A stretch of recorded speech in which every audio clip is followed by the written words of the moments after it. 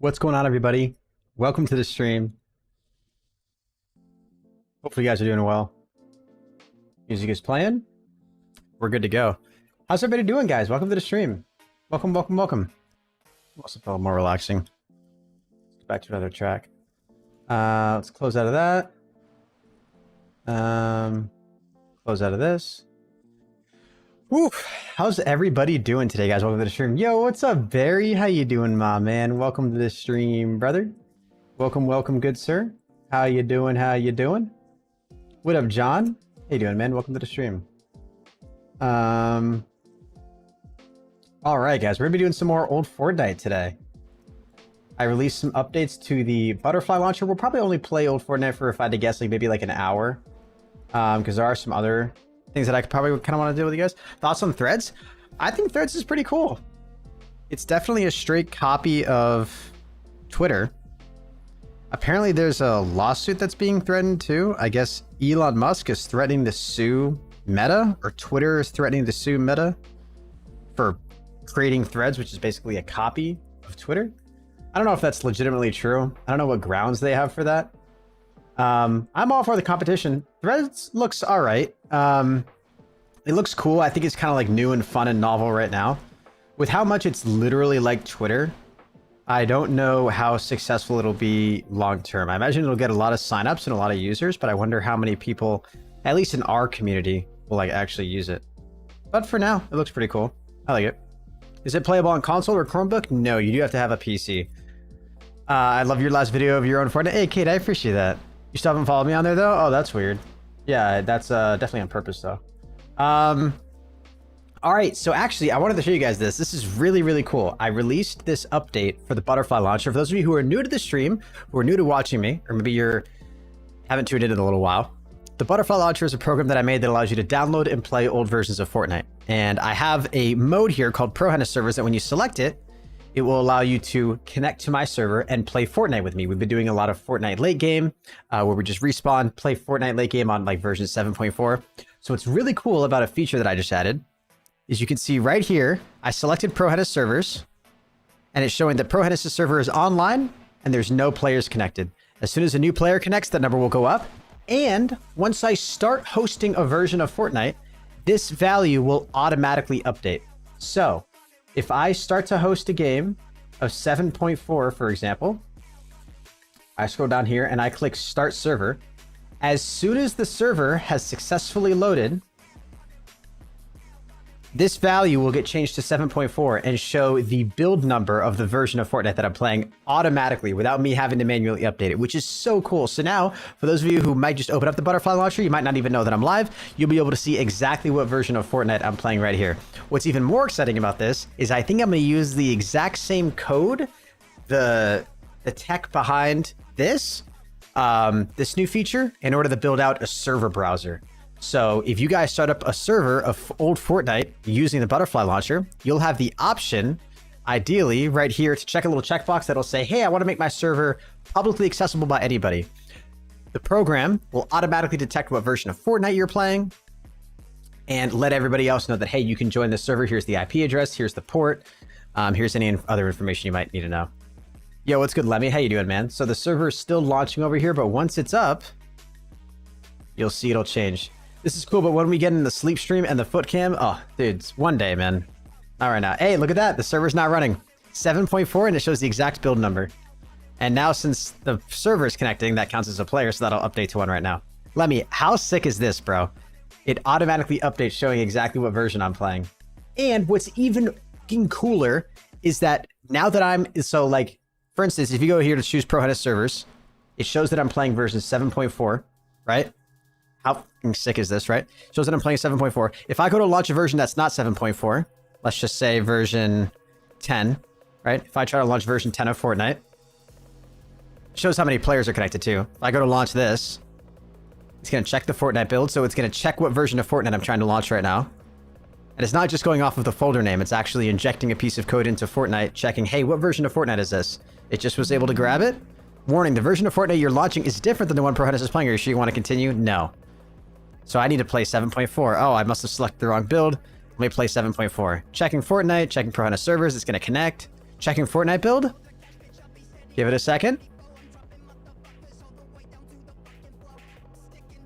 Successful Fortnite build match. Waiting for Fortnite to start. That's so sick, dude.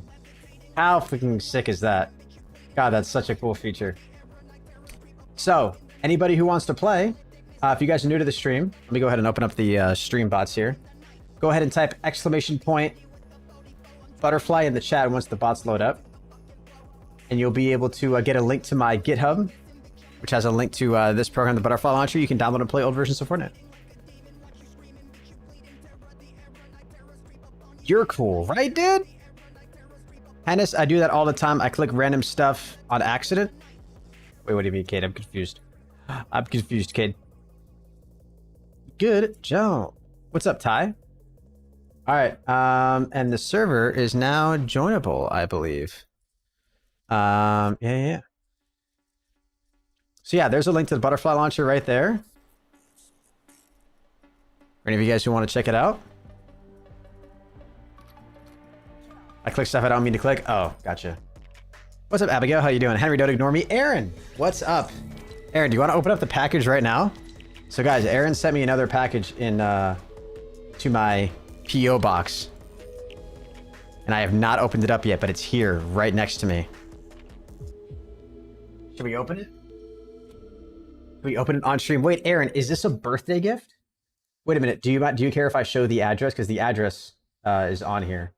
Your PO. I imagine since it's your PO box address, you probably don't care, right? But if you do care, let me know and I can not show it. Don't get your hopes up. It could be my birthday gift, right? It's nothing special. My birthday's in 30 minutes. You know what? Okay, I can show it. Okay, let's wait for 30 minutes. Let's make it a birthday gift. Make it a birthday gift. For those of you who don't know, my birthday's in 30 minutes. I'm turning 25 at midnight on 7/7. Crazy. It just says signing into Epic servers. Berserk, did you plug in your login information correctly? What up, Skylar? How you doing? Wait, Aaron, you want me to open it up now? Yeah, my birthday's tomorrow. Isn't that wild? Oh, you want me to open it right now, not wait 30 minutes? For 25, getting the handsome by the year. I can redo it and see if it fixes it. Yeah. Berserk, did I try to close out and just relaunch it? Happy birthday. Thank you, guys. You know who else's birthday is tomorrow? Katrina's. Not going to forget, because last time Chad grilled me. Got very upset with me.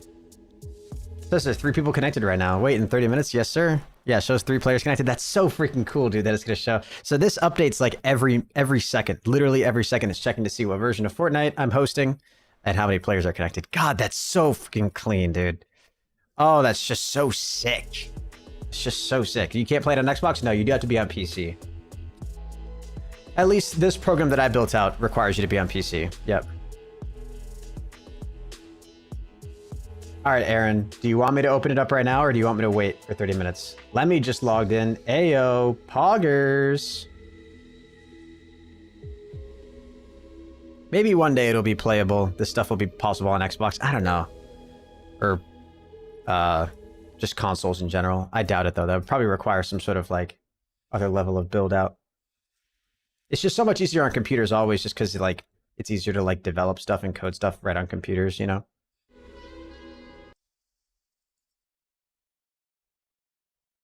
All right, let me refresh on my chats here.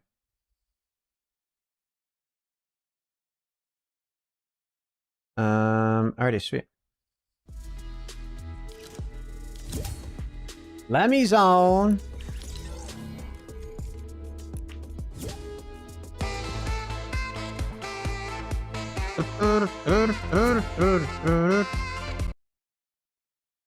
Alright. How come nobody's typing in chat? Did my internet go out or something? What if I download the Fileman console? I have no idea what that is. Why is chat not updating? Yeah, it literally wasn't updating for a second. F3 was added on release, right? Yeah, Ty. That's correct.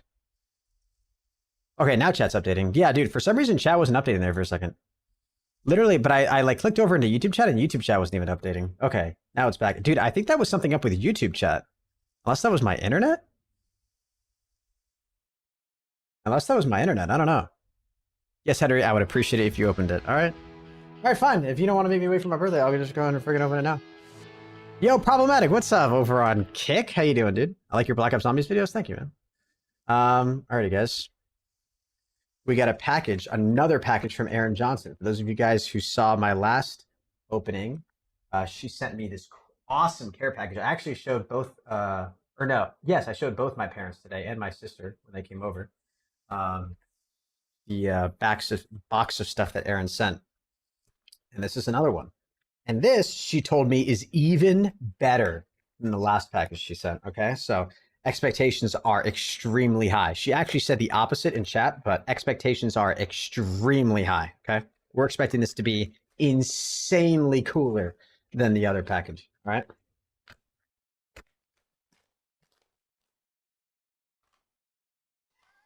Wait. The world's tiniest slinky. What? What? Hold on, I gotta show you guys. The world's tiniest slinky. Now, Aaron, this one is meaningful and funny. Read the note. Do you want me to read it out loud?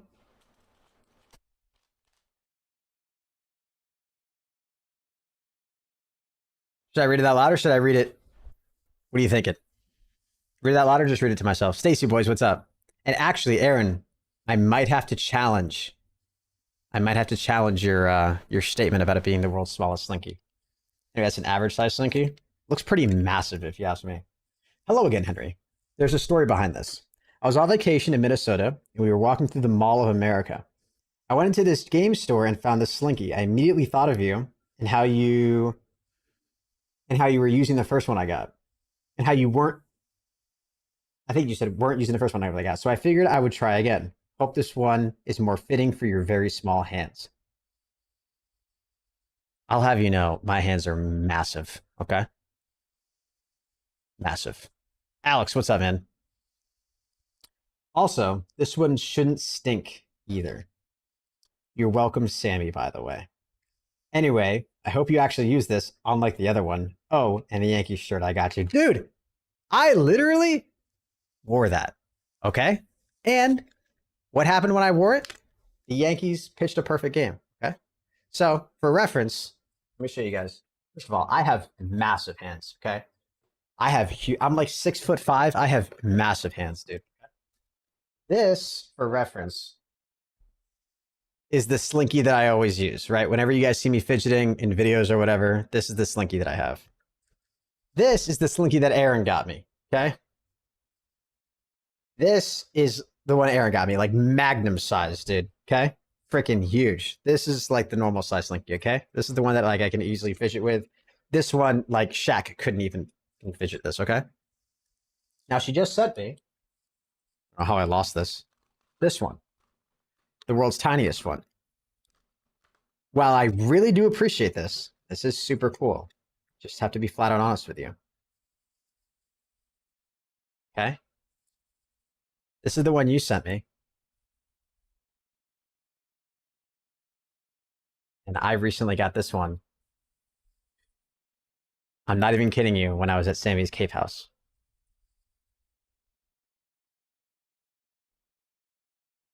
Hold on. Hold on.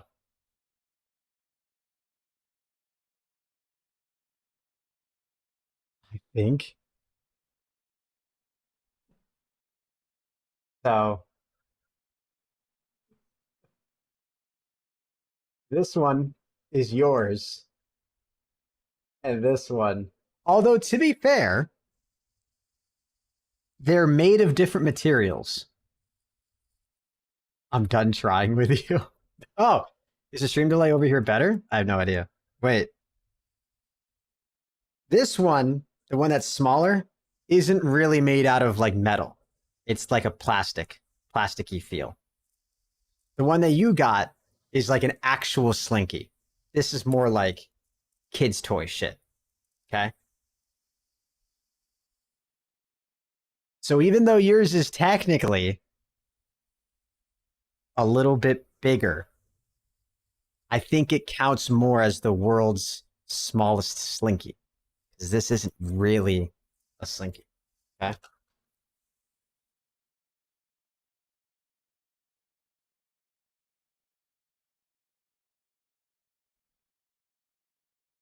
Yeah. It's like, it's really hard to, like, if you guys were holding these in your hands, you'd know exactly what I'm talking about. You'd know literally exactly what I'm talking about. Aaron, that's so, what are the odds? Literally. Where were we? We were at some, like, just this little shop near Sammy's family's Cape house. And, they just have, like, some Cape Cod shirts. They sell some, like, candy there and stuff. And I saw this, like, little tiny toy Slinky. Your fault for not getting the package before you left? Actually true, though. Actually true.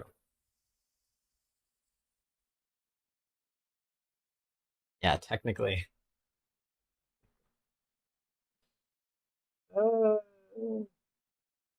I see popcorn in the background. It's not a real bag of popcorn, unfortunately. The diameter is like exactly the same. They are quite literally the exact. No, actually, wait.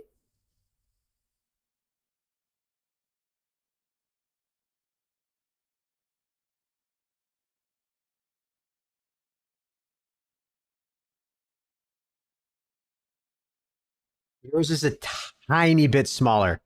A very, very, very tiny bit. Is it the same size as the one you fidget with now? No, so this is the one you got me, and this is the one I fidget with right now. Okay. This is the one you got me, the smallest one, and this is the big one. Pretty crazy, right? Compare the smallest with the largest, yeah. There's your difference in sizes. Okay. Now I'm increasing my collection. I've got a whole, can you guys see this shit over here? No way this camera isn't working. Come on. There. Got a whole bunch of Slinkies over here. The first Slinky you sent me is so big, I can fit both of the other Slinkies inside of it. Dude, I came in at the worst time. I thought he was measuring his basketballs. My basketballs? That's a weird way to word that. Thank you, Aaron. That's seriously. The size is so hard to tell. I was actually trying to get you the one that's the same size now because you like that one. Oh, wait, really? You were trying to... Wait, nah. Yeah, so just for comparison... Yeah, this one's yours. You can immediately tell. This is the one I fidget with. That's the one you got me. So definitely a size difference there. We gonna play OG Fortnite? We are. We're gonna do some late game. So yeah, Aaron, thank you so much. That's super thoughtful. I really like that. That's too funny. And for the record, I don't have small hands. Okay.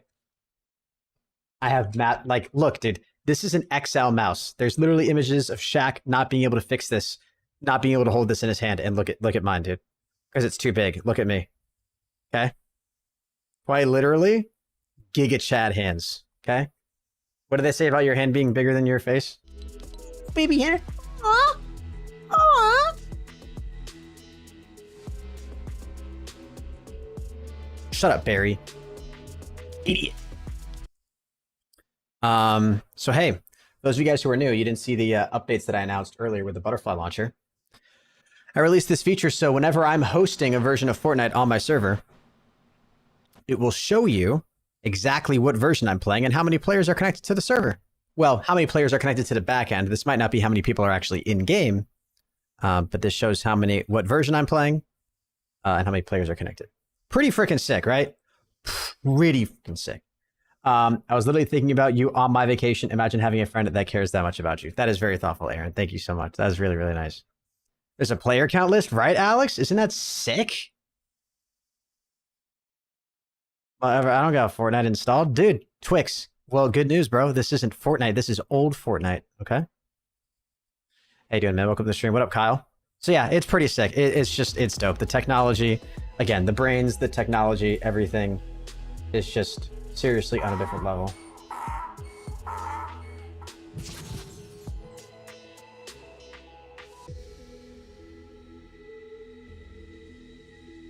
That's weird.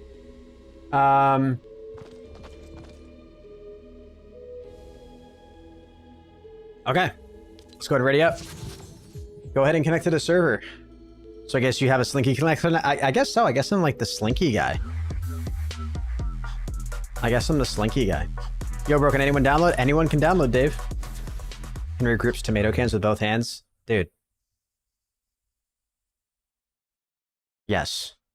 I can palm 2 basketballs. I watched the second episode of MILF Manor and things are getting wild. Barry, I'm sorry. What? Sick, dude. I'm about to prank my sister.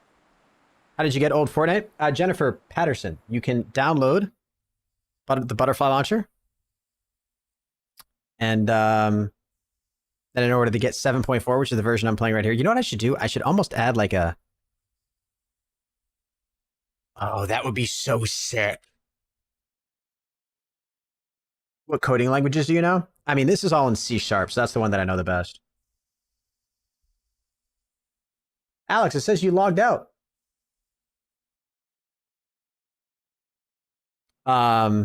You know what would be so cool? If, like...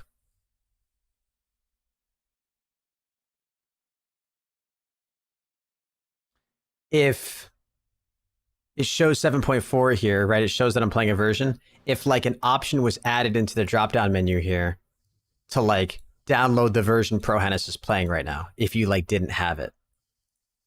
There'd be no way for me to, like, easily check all the versions really quickly. But if you knew you didn't have the version, you'd be like, oh, I know I don't have this version that he's playing. You'd just be able to, like... Or maybe I should just add a thing so you can click right here. If you click on that, it opens up the download builds menu and will, like... That'd be kind of cool. Because right now, what's kind of cool is, like, you can see this is a hyperlink right here. If you click this, what does it bring you to? Oh my God, it brings you to my live stream. Fucking Inception, dude.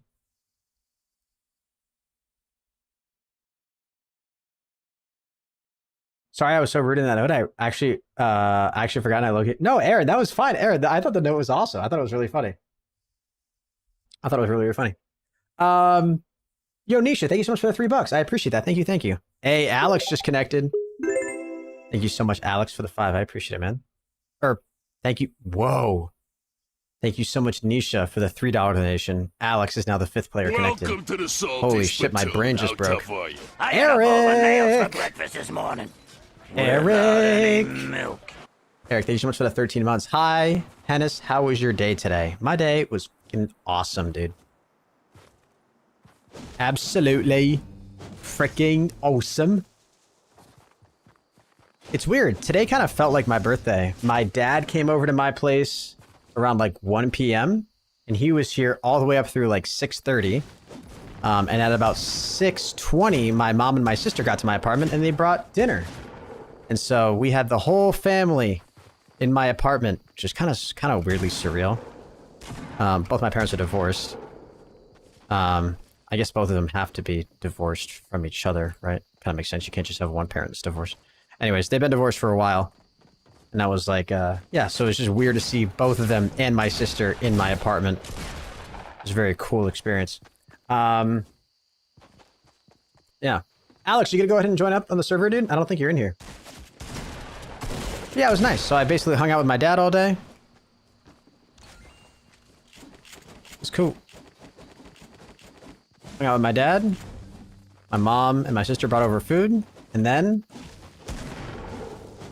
I streamed. And tomorrow's my actual birthday. Didn't you go to a rock concert for your last birthday with Landon? No. Alright. Alex is having some serious problems here. How often will you be doing this? I do this like, I mean, I've done it for the last like 3 times I've streamed. If it's a super hassle for you to like download old versions of Fortnite, then probably wouldn't advise. I mean, I don't know. I don't want to guarantee anything. Because I'm kind of finicky with not only my stream schedule, but also like what exactly I stream, so. Oh, shoot. What is up with my textures? Here we go.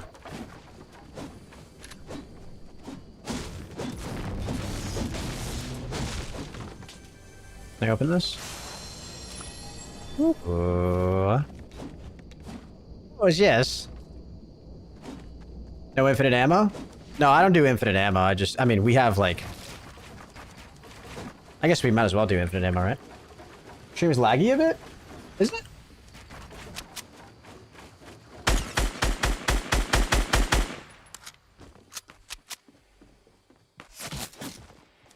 Whoa. Hey there, pal.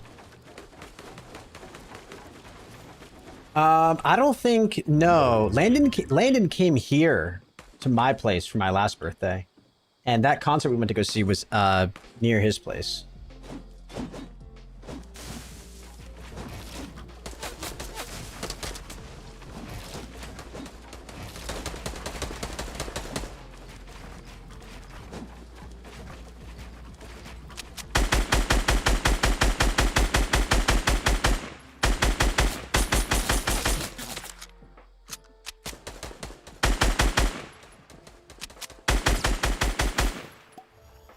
I heal myself up. Are you a pro of Fortnite? Nisha, thank you so much for another $3 donation. I really do appreciate that. No, absolutely not.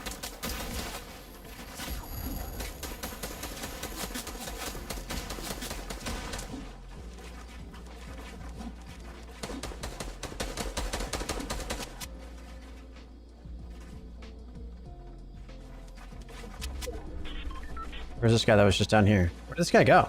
Oh. Just not building? What the hell? Audio's messed up. Game audio?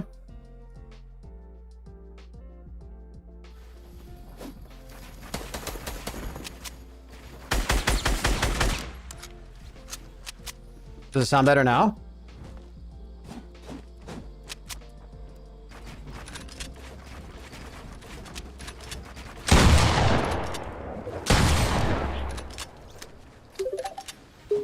That's good now. Okay, sweet. Thank God. Nisha, thank you so much for the 3. But no, I'm definitely not a pro of Fortnite. Shush. I remember when you got your first camo for Christmas. I was there for that video. No way, VC. Damn. Yeah, that's a long time ago. That's a very, very, very long time ago. Yeah, when my parents got me that for Christmas, that was a big deal because for a long time, they didn't want me showing my face online. They thought that was like a huge privacy concern. So when they finally... when they were finally comfortable enough to let me show my face online, that was a big thing. Basically showed that they like that I was doing was basically like legit. I realized I gotta add siphon. Katrina, happy birthday in 7 minutes to you too. Got back from a terrible baseball game? Oh no. Actually, no, that's impossible. Baseball games can never be terrible. Alex, let me know when you're on, by the way, and you're ready to go.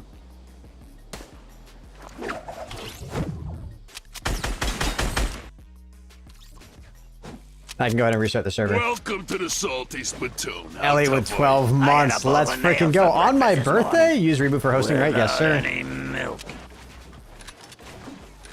Yes, sir, Lemmy. Yes, sir. Wait. Ty, how much did I hit you for in that first hit?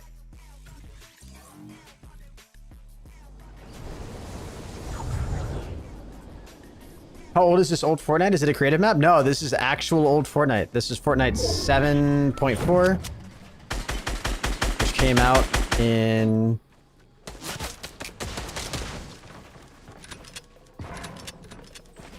Oh shit, I messed up. Came out in 2018, I believe.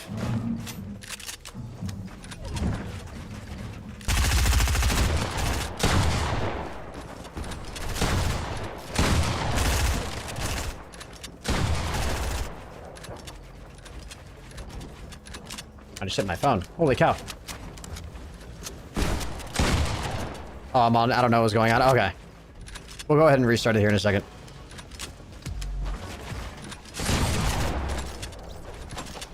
Once I get my next kill, I'll go ahead and restart it. Hey, AVC, I really do appreciate that. Thanks so much.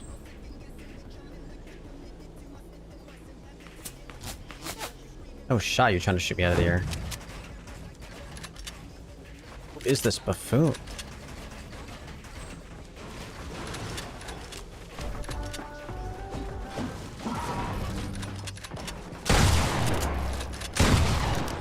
Ooh, sheesh. Henry says it's your birthday. I won't do KEKW. God bless, dude. All right, the server is offline. Which means you go here Yep, 4 players connected. Wait a minute, Alex, are you not online?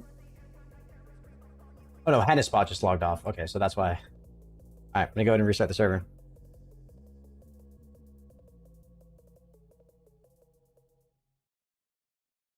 Are you streaming tomorrow on your actual birthday? Yes. I'm just kidding. The closest good baseball team doesn't exist because the Twins suck, in my opinion. Twins do suck. All baseball teams suck compared to the Yankees. Hey, Jake! Congratulations. Yo, Camden, thank you so much for the 10. I really do appreciate that. Have a great night. Enjoy your day tomorrow. Thank you so much for the 10 bucks. I appreciate that. Yeah, Katrina and I share the same birthday. Didn't they lose too? I don't know. Did the Yankees lose today? I actually don't even know.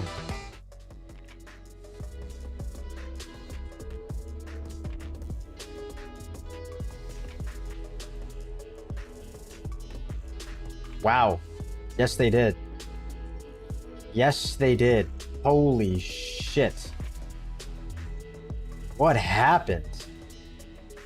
Wow, we scored a 1 run at the bottom of the 9th. We really messed that up, huh?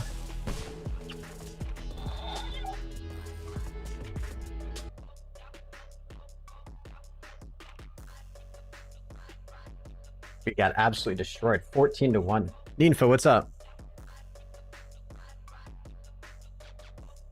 Is it my Wi-Fi connection or is the live a bit laggy?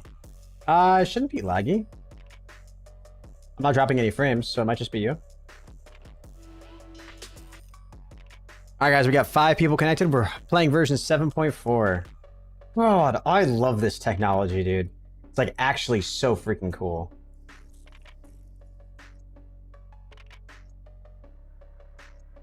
Alright. Alright, we got Siphon all set. Alright. Go ahead and join up on the server, guys. Henry, tell Lemmy and Nico I said hi. Yo, Lemmy. Jake says hello.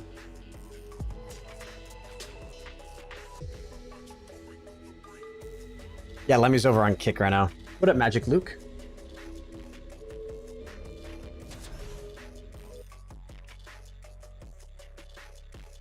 Barry, be nice today so we can spam Kick W tomorrow? No.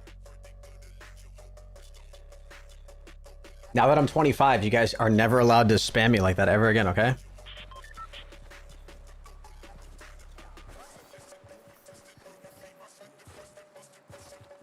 It's just kind of the flow of stuff, Skeptic.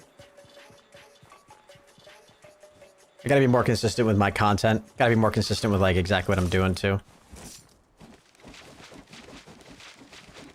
You got an ad? Yeah, every now and then YouTube runs ads on streams. If you have ads enabled. You're too old for Fortnite? I know, that's why I'm playing old Fortnite.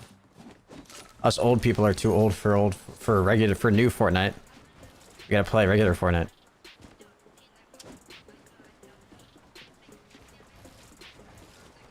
Alright, is everybody connected?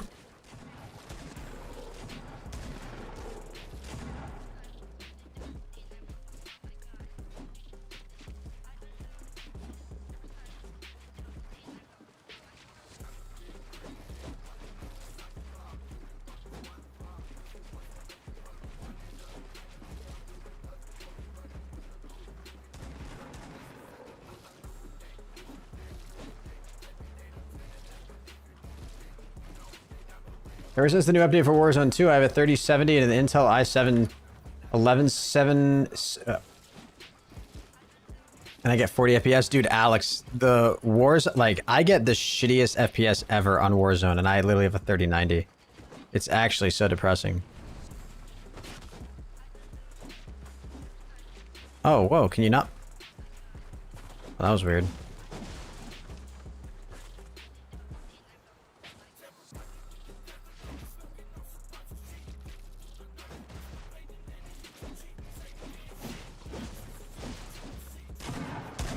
Alright, let's go and start the game.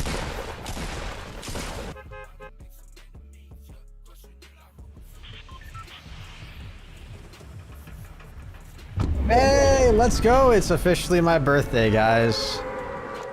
Happy birthday to you, Katrina. And happy birthday to me. I'm officially 25. That's wild. And you better stream on your 69th birthday? Oh, I totally will.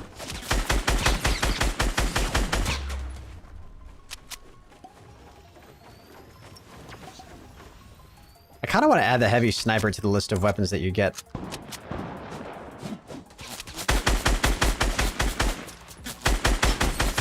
Ooh, that little headshot ding right there. I think I pushed that. Oh, Jesus. Jose with a gifted membership to Mars. Let's freaking go. Yo, Jose, thank you so much, dude. I appreciate it. Thank you, Lemmy. Thank you, guys.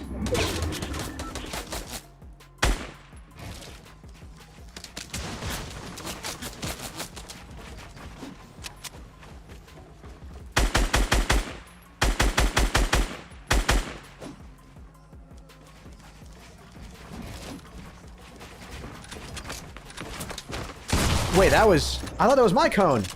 Yo, Aaron with a 1 gifted as well. Thank you so much. I'm 18 years old and I've watched it for 8 years. Thank you so much, Jake. I do appreciate that, man. Aaron with a 1 gifted membership to Lemmy. Let's go. Pog. Hey, Trin. Thank you so much. Thank you, thank you. Trin, how you doing? Long time no see, yo.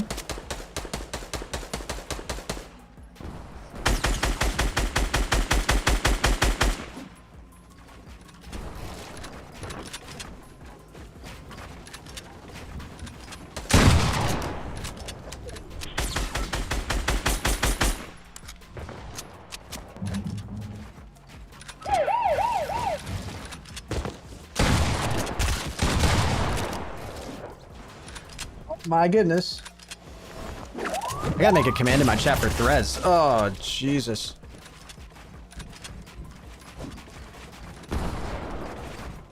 Whoa, what the hell just happened? Oh, I opened up my freaking console, dude. Jesus.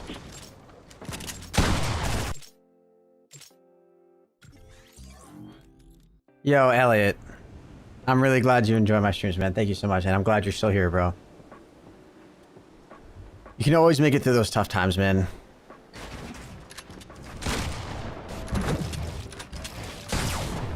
Oh, wait, what the...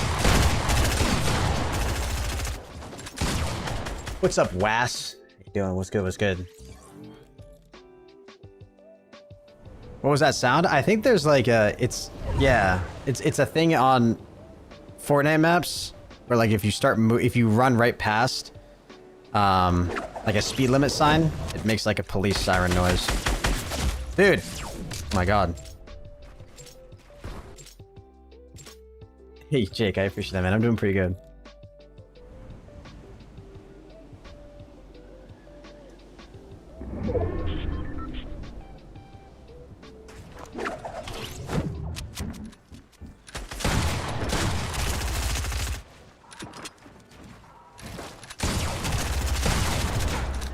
How did I frickin'...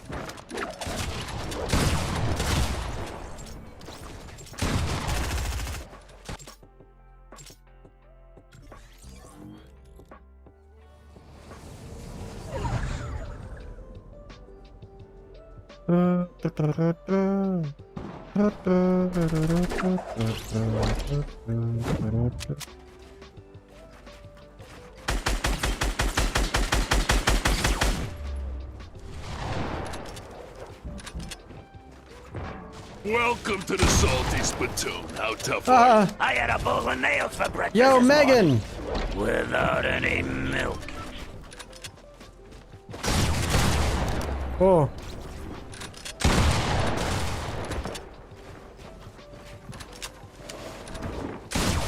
Dude, I'm so sick and tired of getting landed on.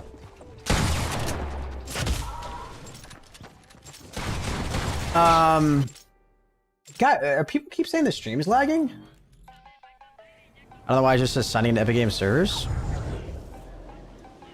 Huh. It shouldn't be saying that. I don't know, dude.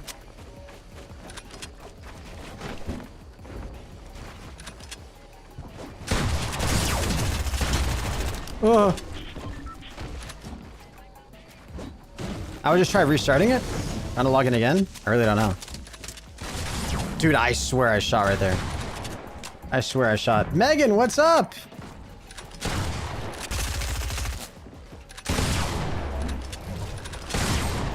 Damn. Yo, Stable, what's good? What's good? Sometime we should all play old COD. Be much more fun than Fortnite, not gonna lie. Yeah, I mean, I'm sure, yeah, I'm sure people would find that enjoyable. Hate that you have to pay to become a member, but I see why.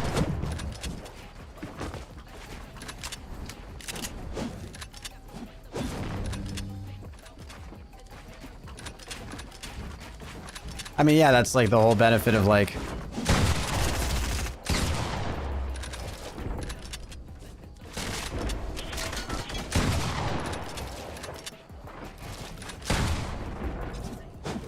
Oh my god. What's that?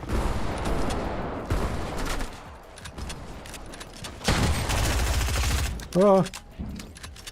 Welcome to the salty I messed spittoon. up. How tough are you? I had a bowl of nails for breakfast this morning. Without Shit. any milk. Yo, Aaron, thank you so much for that. Wait, Megan, with the 34 months. Hello, beautiful people. Megan, thank you so much. 34 months. Holy shit.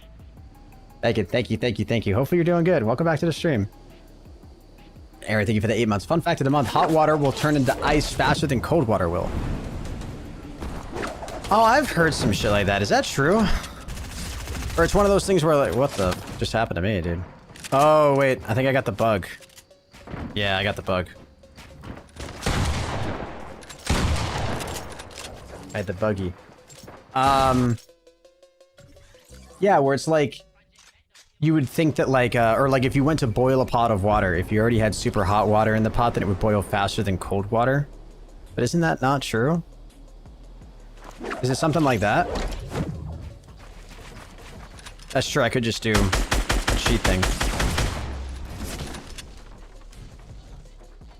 Thought he hung on.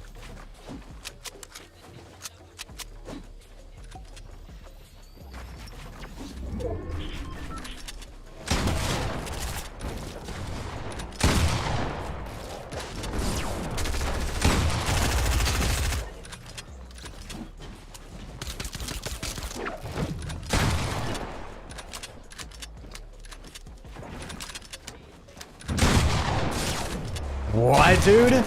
Wait, that was like a clear... What the hell was that?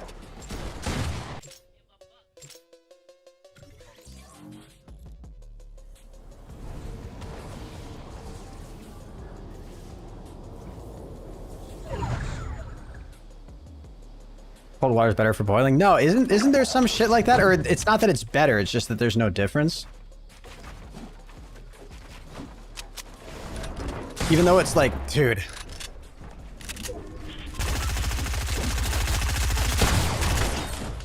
Even though it's like closer. Yo, Katrina, thanks so much for gifting a membership to Magic Luke. I appreciate it. Guys, thank you so much for the gift of members. Thank you, thank you, thank you.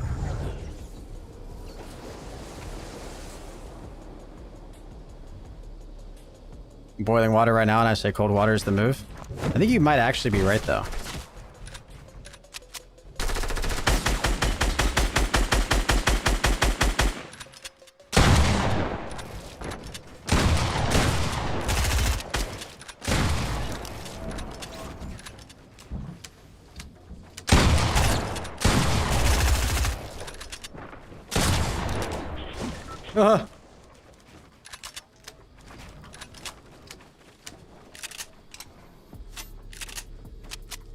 We're gonna have to look this up.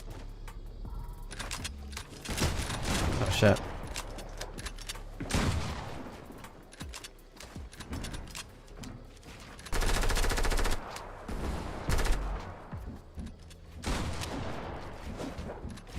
Going into my little house. Wonder whose builds these are.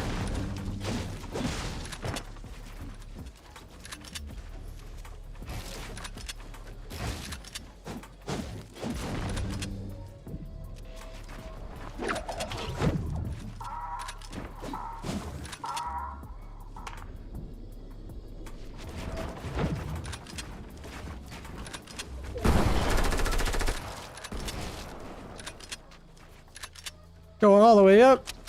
Up to the tippity top.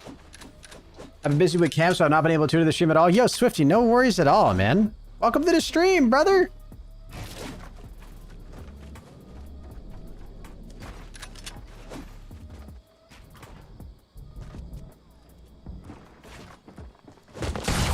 Holy cow. I'm getting this error on my back end that I'll have to fix. I don't know what that is.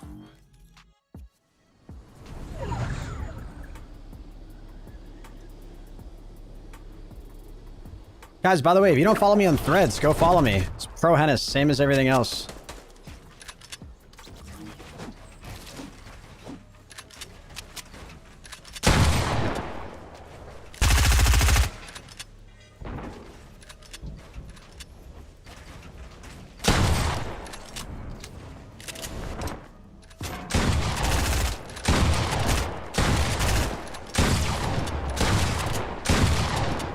Oh, wait, what the...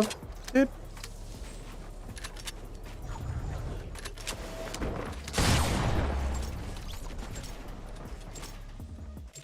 So, Henry, how does 25 feel? 25 is like the first age I've reached where I actually kind of feel like the number means older. I don't know if that makes any sense, but like...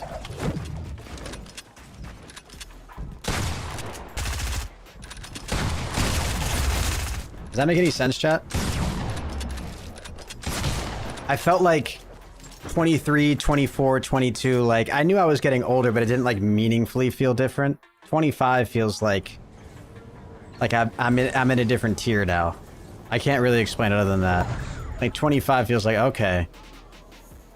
Like, because I wouldn't consider it, still wouldn't consider like a 25-year-old old, right?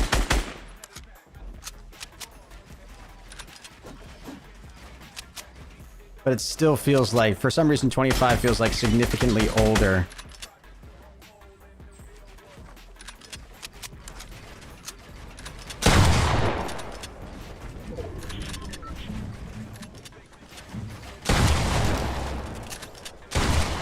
Oh, what the?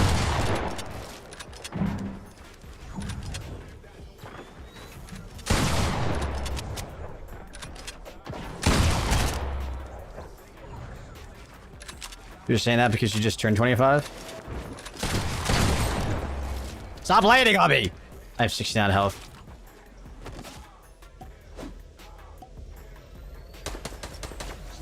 Barry, do you actually... Wait, Barry, you're gonna be an adult? Which means you'll be able to, like, vote and shit? Holy cow. That's actually terrifying. That's actually terrifying. Barry being able to... We're gonna have to... Our, like, local elections... Barry, what state do you live in? Barry voting, rip, yeah, for real, rip-a-roni, dude. I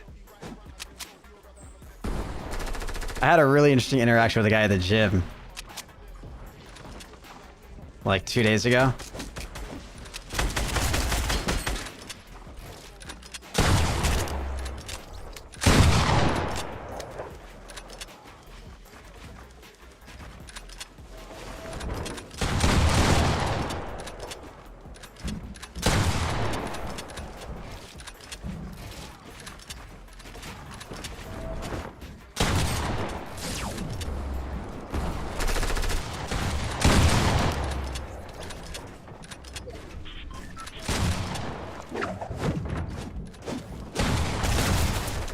Oh no, I'm dead, right?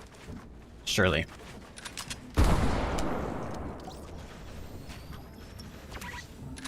Chat, is it a, like, never mind, no, I won't say that. Swifty, what the hell? Is that where you're downloading Season 7?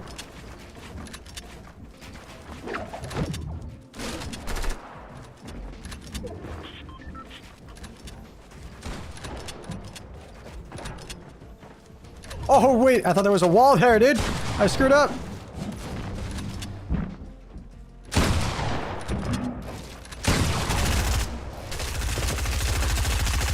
I hit edit. I'm dead. I do theater camp, so I don't really get home until like 10. I have to go through my script and memorize my lines. Gotcha. Wait, what are you, like, are you putting on a show soon or something? What show are you doing? Do you perform? My, girlfriend Sammy used to teach theater. So I'm curious what,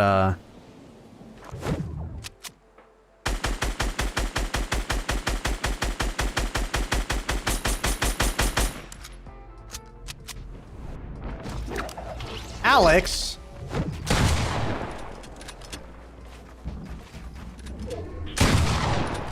Oh my god, I wasn't paying attention.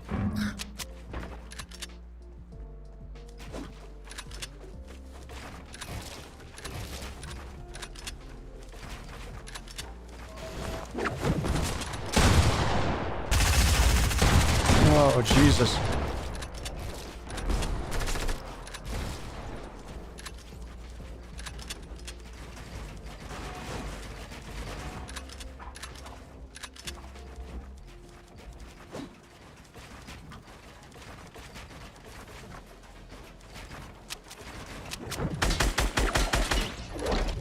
Just gonna be able to get landed on.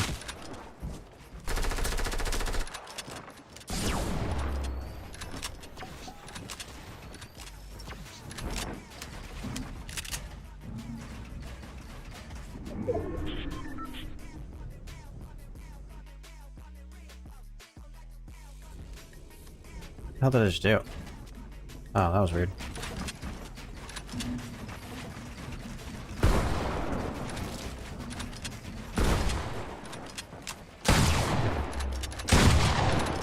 Wait, what the hell was that, dude?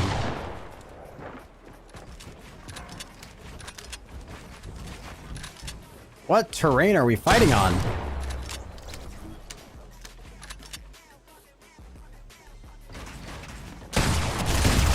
Oh no, I messed up my shots.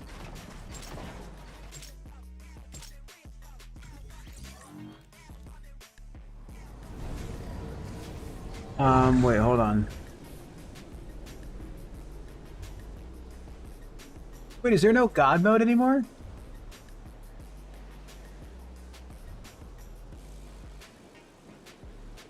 Yeah, there is.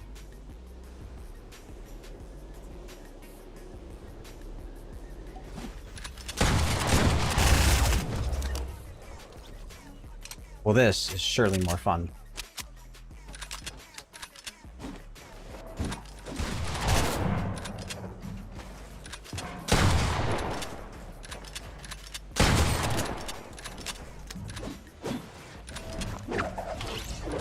This is surely a much more enjoyable Fortnite gaming experience.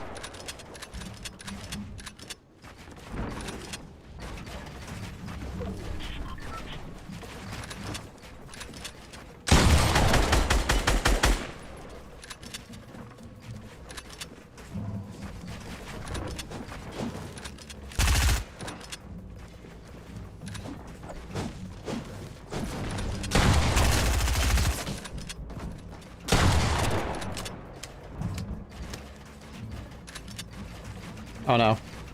Oh no!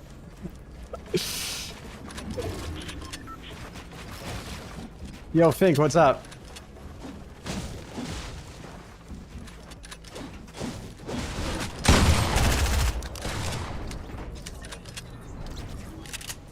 What's happening to everybody? Guys, what's happening?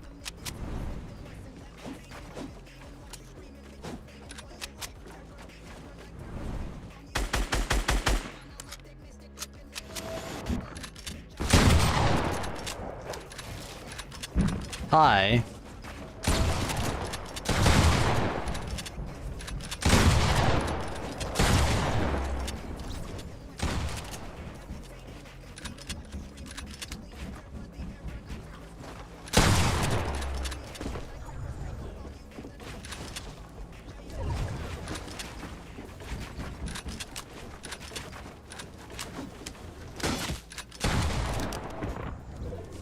This is just so much fun.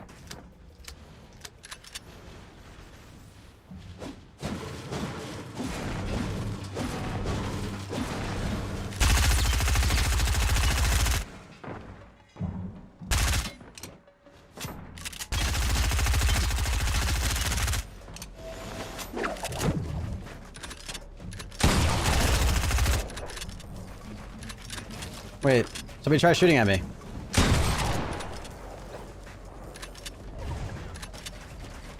Oh, Jesus, what the hell was that, dude? I lagged.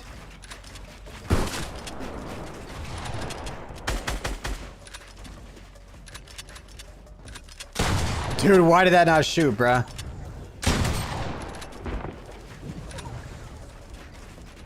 Dude, these builds don't but dude, they literally don't place. I swear. There's something with this, dude. All right, how long have I been live for? Almost an hour already. Yo, Love Soul, what's up?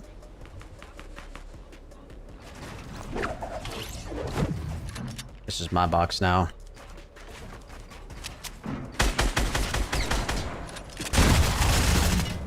I'm dead. Alex, if you hadn't pushed in, I would be dead. Oh my god. Am I crazy or has he done a drunk stream before? Have I ever done a drunk stream before?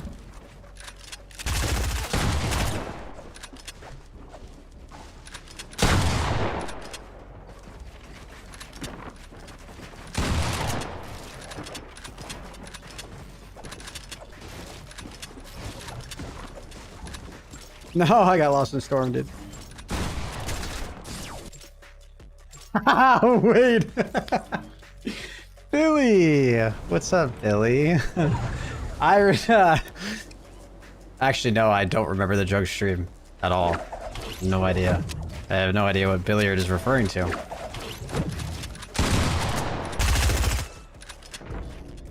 Oh, wait, dude.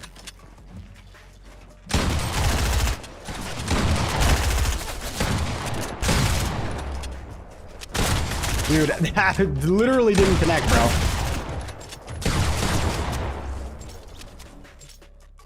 I need to drink BRB. Billy, no drinking.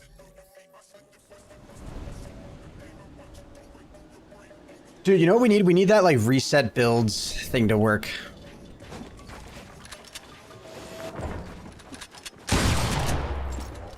We need that reset builds button to work in reboot. No, Katrina, no. Bad. Bad. I shit my head off that? Dude, why do I keep, like, I keep backing off the backs of, like...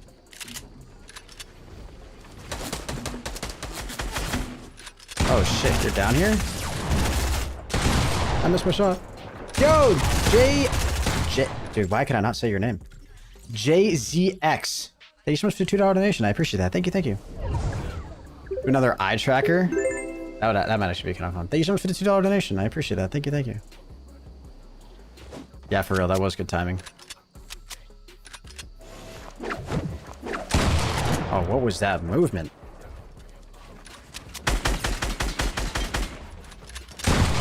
Dude, I swear, some of these shots, bro.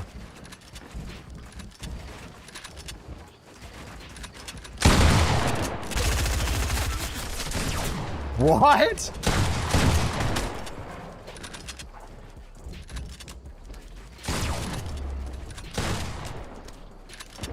I can't build anymore?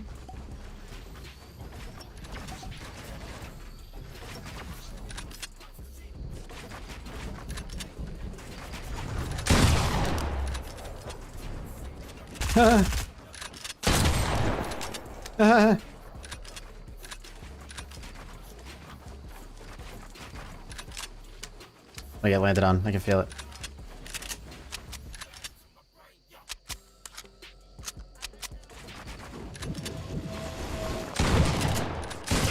Dude, that lag is so annoying, bro. I swear.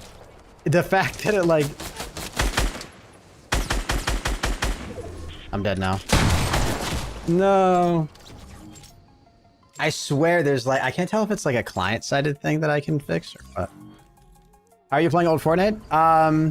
JZX, check out the program that I have linked in the description called the Butterfly Launcher. It allows you to download and play old versions of Fortnite.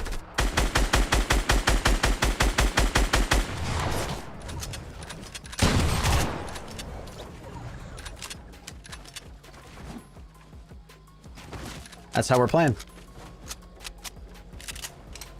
You guys are talking about alcohol. This is extremely inappropriate. Oh, I wasn't even...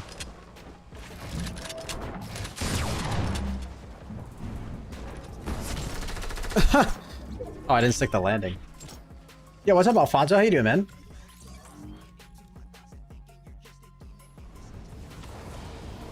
I tried Project Nova, but I didn't have enough storage. Oh, yeah. If you tried Project Nova and you didn't have enough storage, then... this probably isn't going to be the fix for you, because you definitely need... the difference in storage between the two isn't going to be significant. It's going to be the same. You'll... Whatever storage requirements Nova had, you're going to need the same amount for this one. Yeah, this is the After Dark stream.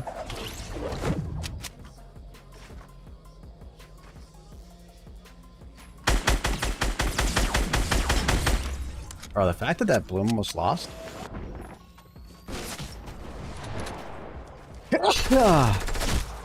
Excuse me. This is the After Dark stream, this right here. Imagine. Henry, it's Katrina's day. She can talk about anything? Absolutely. What does she want to talk about? Oh, she wants to talk about alcohol. Oh, sure, I see what you're saying. Dude, there's like... Okay. Maybe it's like just a version... Maybe it's just like a old Fortnite version. Maybe it's like has to do with this build. Russell, I appreciate that, man. Thank you so much, dude.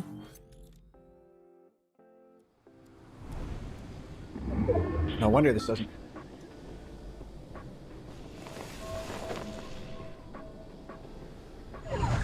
Okay, there we go. I have my AC set way higher than I usually do.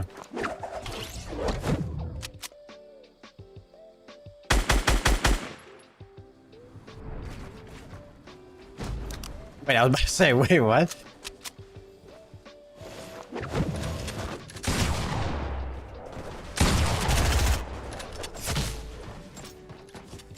And do a happy hour stream and you get all the donos. Oh god, are you even? I know you're not allowed to do that on Twitch. It's just probably like really poor taste. Yo, Screeching Skittle, I appreciate it, man. Thank you so much, dude.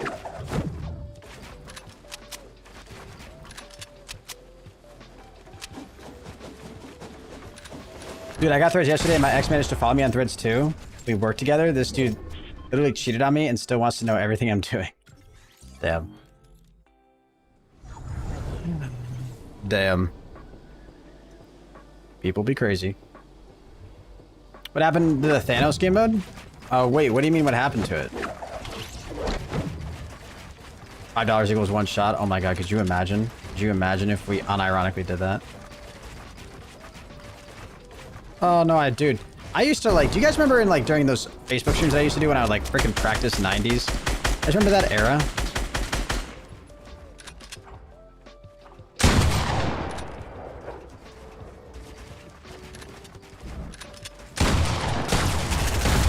What the hell was that, dude?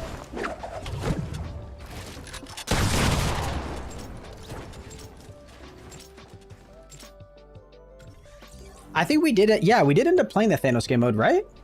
We definitely did. I think it was version 4.1. I think is the version that you needed.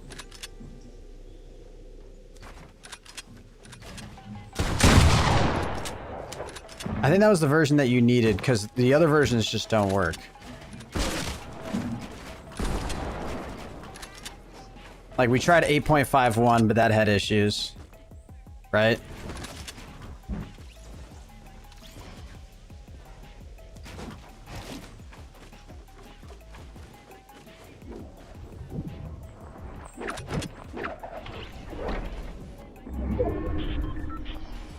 What's your opinion on Lanky... Oh, what the f... I thought I caught myself. What's your opinion on Lanky Kong? Lanky Kong, I don't even know what that is. Is this gonna be like one of those, like, Lanky Kong dick in your mouth or something? I don't know, man! I sit upon my highest perch.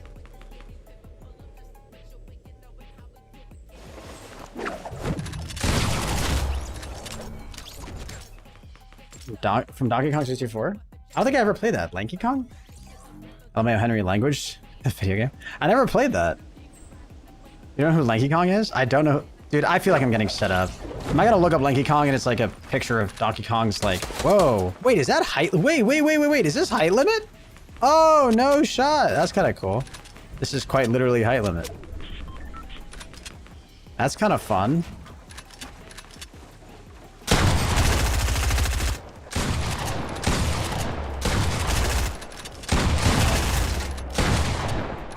Hey, whoa.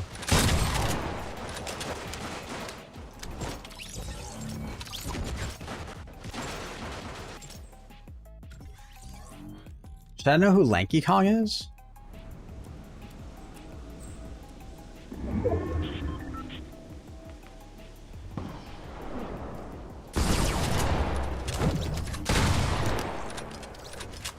Yo, grab my cheeks.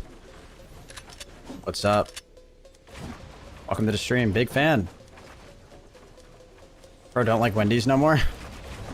These nuts.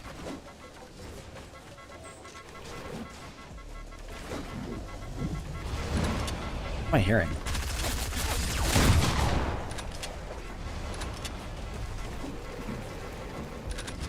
What am I hearing? Oh, dude, I tried to do like a side jump right there. It didn't work.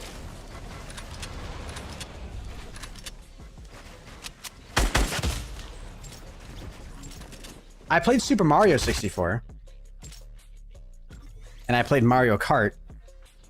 I never played Donkey Kong, though. Oh, no. Wait, I want to see if I can land on this. Wait, am I falling at the same rate? Oh, I'm falling at the same rate. It's annoying.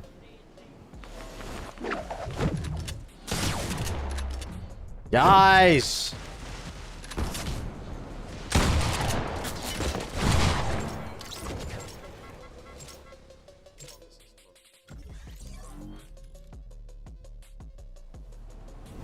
This is probably the longest we've had a late game go for, right? It hasn't crashed yet. It's a good sign.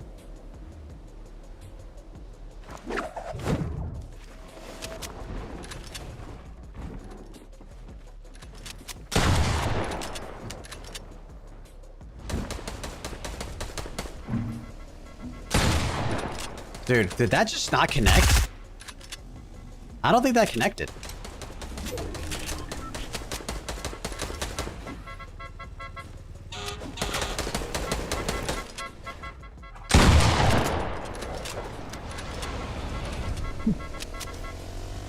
Is that Lemmy, dude? Would it be possible to destroy all the builds on the ground here and to destroy everything that's up at the sky? Who's grabbing my cheeks? Whatever happened to Mike Hawk? I don't know what happened to Mike Hawk. Oh, I missed that guy, though. Dude, there's so many builds. Wait. You just have to wait for the thing to keep going, like, back and forth to, like, remove everything. Because if we try to do the... If we try to do the thing that, like, the button that breaks all builds is just gonna crash everything.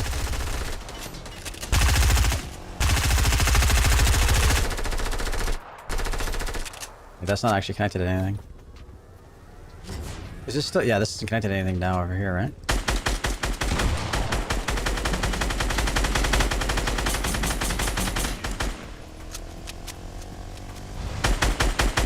Oh, he's going in this storm to break all of them. Let's go.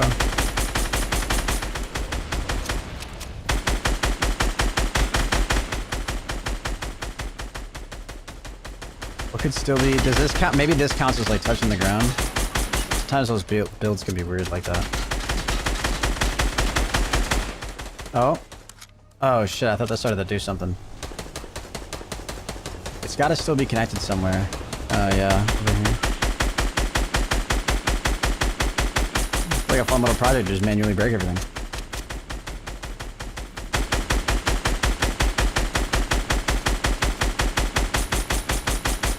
This would be so satisfying to watch this all fall.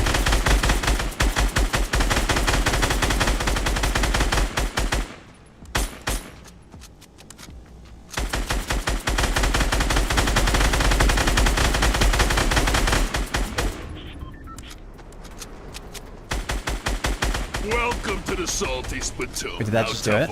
I had a bowl of nails for breakfast. I just saw some builds start to break. Without any milk. Billiard with the 66 months. When are you sending me money for this? What do you mean when am I sending you money? You think you need the payment in return? Oh, I bet this is attached to the fucking house, dude. Yeah. Didn't even think about that. Negative 66 months. Billy. How dare you say that on my birthday? Oh, wait a minute. I just realized. I'm shooting at something that literally can't be broken.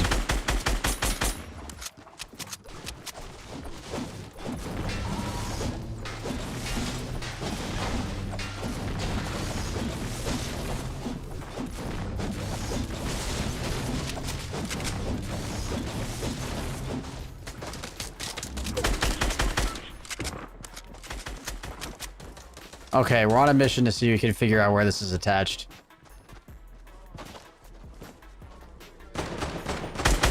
It's got to be some, like you got, yeah, it's got to be something like here. Don't bring up birthday gifts, buddy. You're 2 years behind. Well, what have you gotten me?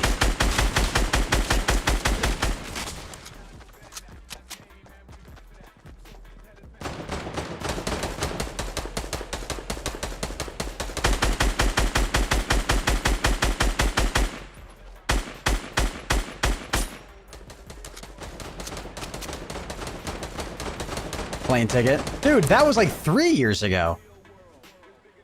What are you bringing up? Sorry, Billiard. I didn't realize gifts meant we were keeping score on our friendship. Sorry, Billiard. Sorry, I didn't realize that.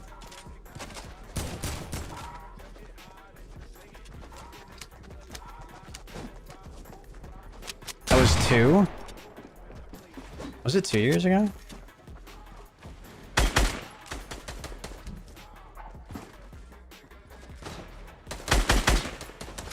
Where could this possibly be connected?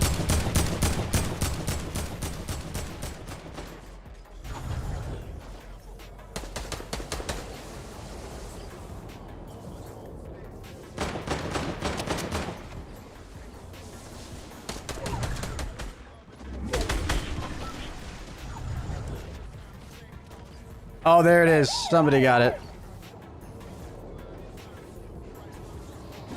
There it goes. Wait, I ran right by the sign. Why didn't I get a thing?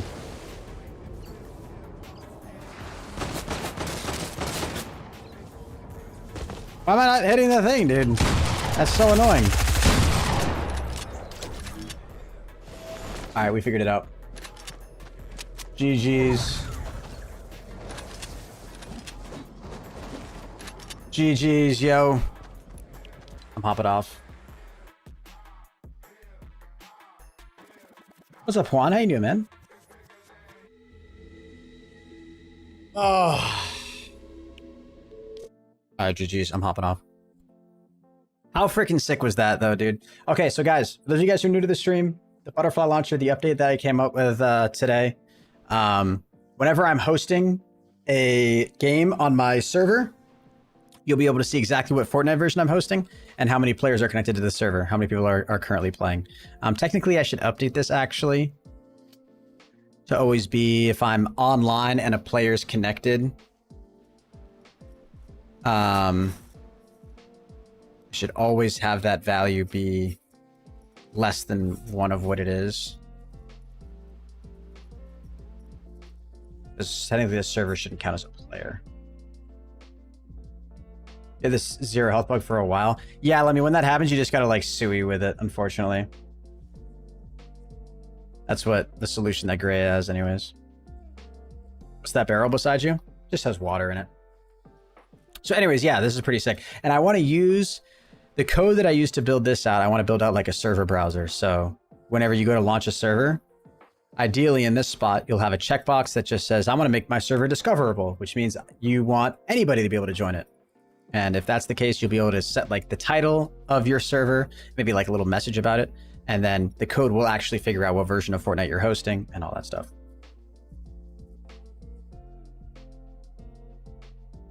So yeah.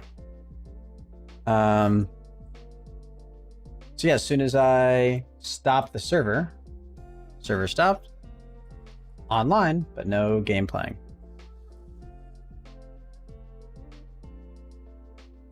It doesn't even work correctly on reboot launcher for server browser. Isn't Gray fixing that? I don't know if it's anything. Well, Gray doesn't work on the server browser for. Gray doesn't do the reboot launcher. Autis does. I don't think it would be that hard to do a server browser. The hardest.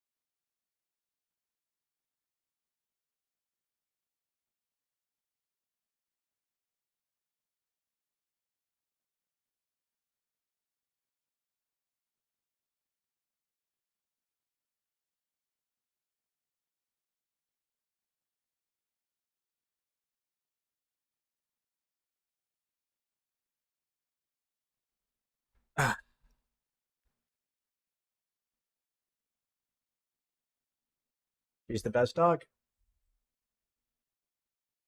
Dude, take your dang cans out? No, I don't need to.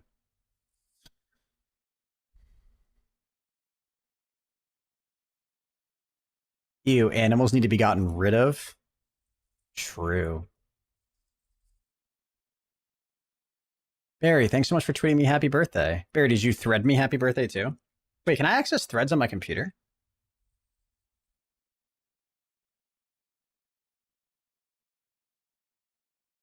Is that possible? What was it, threads.net?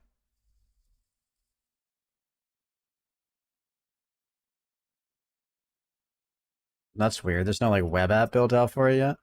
Huh.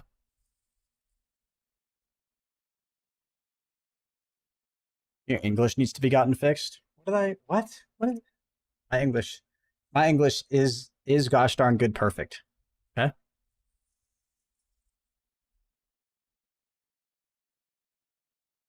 All right, let's see if there's any reaction content to hit up.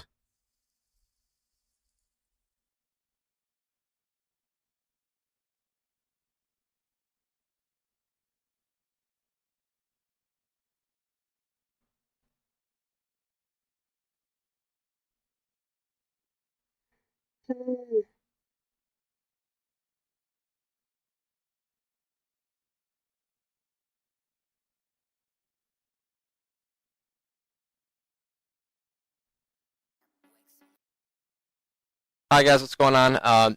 This is going to be my new YouTube webpage. It's youtube.com/ninjashyper. My other account, there was something wrong with it with like the AdSense, and I accidentally deleted it, to be completely honest. So what I'm going to try to do is get as many videos uploaded as possible from the old one.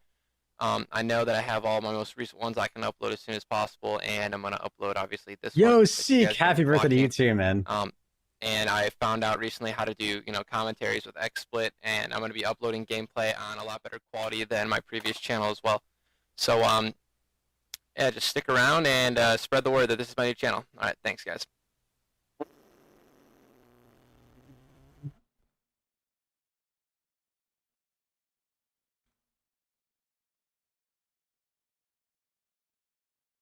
I'm sorry. Can we take a moment to pause and appreciate the title of this Jubilee video?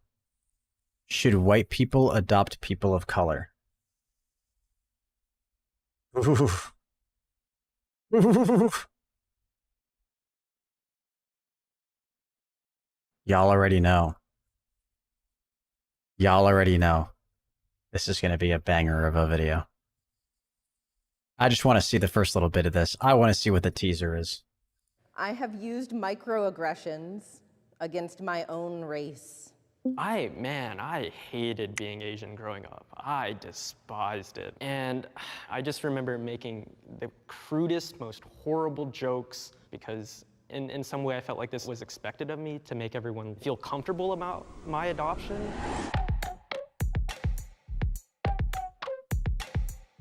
What is the experience like for transracial adoptees in America?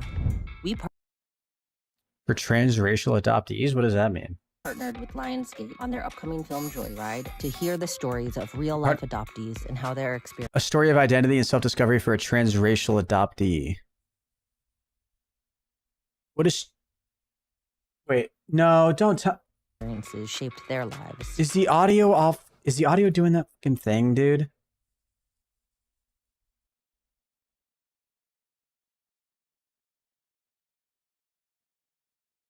This is why we can't have nice things.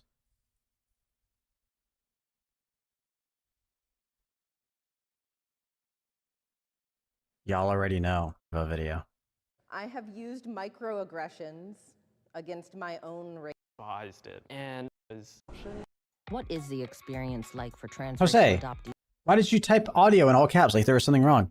Audio sounds fine. Did it for a second. I feel like I need to go incognito for this. Actually, no. Transracial. Transracial person most commonly describes someone raised by adoptive parents of a different ethnic racial background. Oh, okay. So this is the title of the video. Or, well, except with all races. So, like, if white parents adopted, like, an Asian kid, or if Asian parents adopted a white kid, both those would be considered. One example of this could be an Asian-born child being adopted by an American. Okay, but your ethnic or racial background, right? Okay. Interesting. I've never heard that phrase before, I don't think. Adopted kids are more screwed up than biological kids.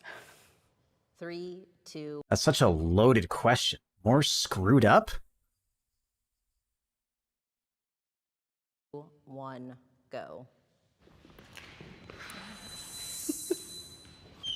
Oh, interesting. They have like a curious scale. about you two Yeah. first. Yeah. I know so many biological kids that are screwed up. And they were raised in like a healthy, nuclear, cliche white picket fence family.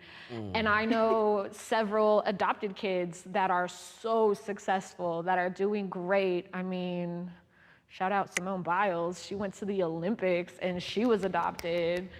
Can I move? Like, she changed my mind a bit. Like, Come on! Can I? Yeah. I'm like, she has a point there. I can't. No, I can strongly disagree with that. No, because like the thing is, she changed my mind on that because like as a foster kid, and like somebody who went through all that, we are f***ed up. You know, like we go through so much, like through that whole process, seeing and feeling neglected from like the foster parents. But I don't let my past, where I grew up, like define who I am to make me screwed up. Yeah, so I'm on strongly agree because I've been through a few therapeutic boarding schools, wilderness programs. One of them, I remember, it's a place where wealthy parents send their children, so it's privilege. And even with all that privilege, everybody there was messed up, just saying like they weren't stable, whether it was a drug addiction or just like bad temper or violence. Adoptees all carry this trauma. So I feel like the question is just like, does being adopted make you more prone to being screwed up? And their definition of screwed up is like whether or not you have like trauma, not trauma, but like baggage or issues. I have no idea.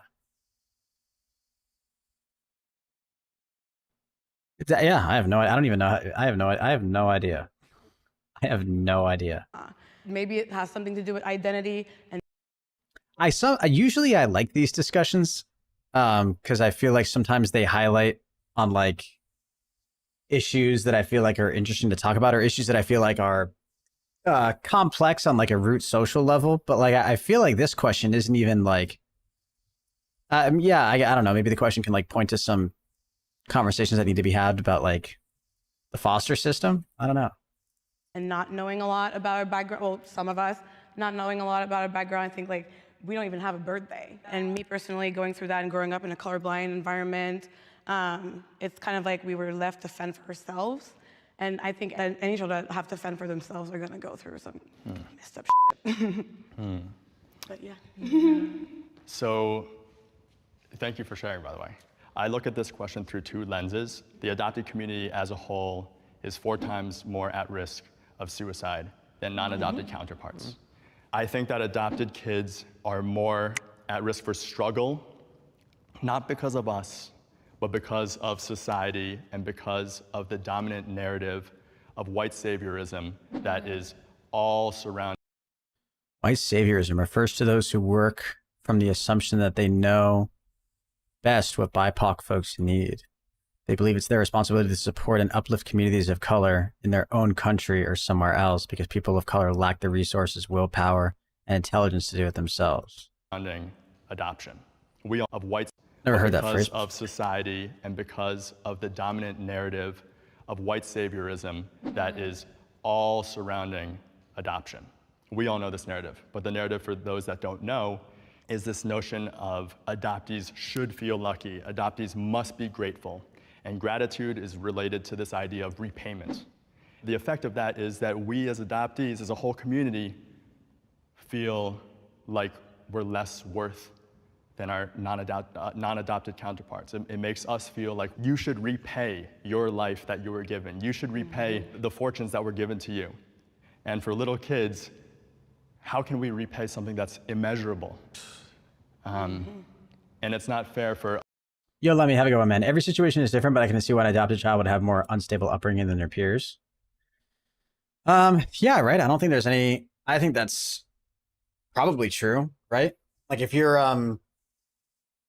I mean, I don't know anything about the foster system, but if you're in the foster system growing up, and I think kids generally benefit a lot from stability, right? In the sense of, you know, being around a mom and a dad that are present and aware of everything that's going on in the kid's life and can help them navigate things and kind of help them grow up in those early developmental years versus like being juggled around in the system. Maybe going from parent to parent or from family to family or from foster home to foster home, or even just in general feeling like you don't have what just regular biological kids would have, which is just, you know, that feeling of like a nuclear home or a nuclear family. I would imagine that would probably affect you in different ways growing up. But like, as far as whether or not that makes you screwed up, I just don't really know what they mean by that. I feel like it's a loaded term. I feel like it's a loaded term in the sense that like it wants you to think that like screwed up means like you're more likely. Yeah, I don't know. I feel like they'd have to be more specific than like just screwed up. I don't really know what that means. For us as little kids to have that weight, that burden on us while growing up. And because we have that weight, because we have that burden, that's what, so to speak, messes us up. You're bringing back some stuff. The Sherman from Fortnite talk about foster care and such. Yeah, well, we started watching the video. I'm not going to watch this whole thing, but I'm curious. Speak messes us up. You're bringing back some stuff. I'm like, like, Jesus. I chose to be on this side because I felt if I was on that side, it'd be denying my experience as an adoptee, the fear of abandonment that feels inherent to being an adoptee. Because of that, I have definitely been especially if they're adopted later in life, that it might be hard to develop a parental relationship with your foster guardians. Yeah. And, relationships I shouldn't have been in, toxic ones, and relationships for way too long. What comes with that then is like feeling like you have to prove that you're worthy of love constantly because of the inner voids and wounds of being abandoned as a baby or just abandoned in general. Yeah. Those wounds cut deep. That. Yeah. Hi, my name is Matea. I am adopted from China in the 90s during the one-child policy. So one thing I'm super grateful about with my parents is they really valued making sure that my brother and I experienced our heritage. Every summer, we would go to this camp that specifically Probably focused just watch on up until our like I want to Chinese see what this next heritage question is. and taught us different aspects of it. So like language, calligraphy, dance, martial arts. And so that was a really special and I think important experience to have as a transracial adoptee. Hi, my name is Eli. I'm 23 years old and I was adopted from South Korea at 9 months old. I have 3, 2, 1, go. See you guys. Bye. Transracial adoption should not be allowed. I feel like that's a ridiculous question. I feel like anybody who says strongly disagree, I'm gonna like immediately disagree with them. I think that shit. So anybody who comes to stand over here, I think is I don't know how you could possibly think that this statement should be true. 3, 2, 1, go.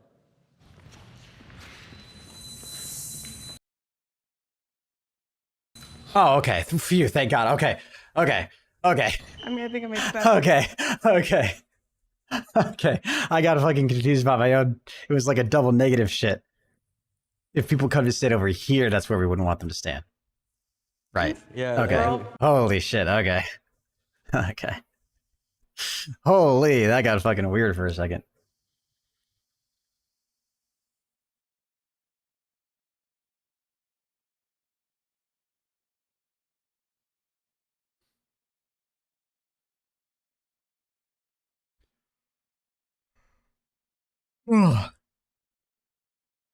Alrighty, guys. I think I'm gonna end the stream there.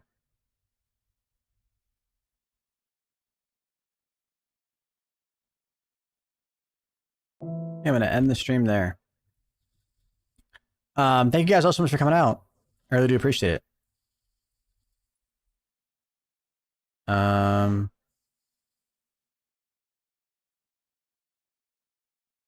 Wait a minute. Whoa. Oh, never mind.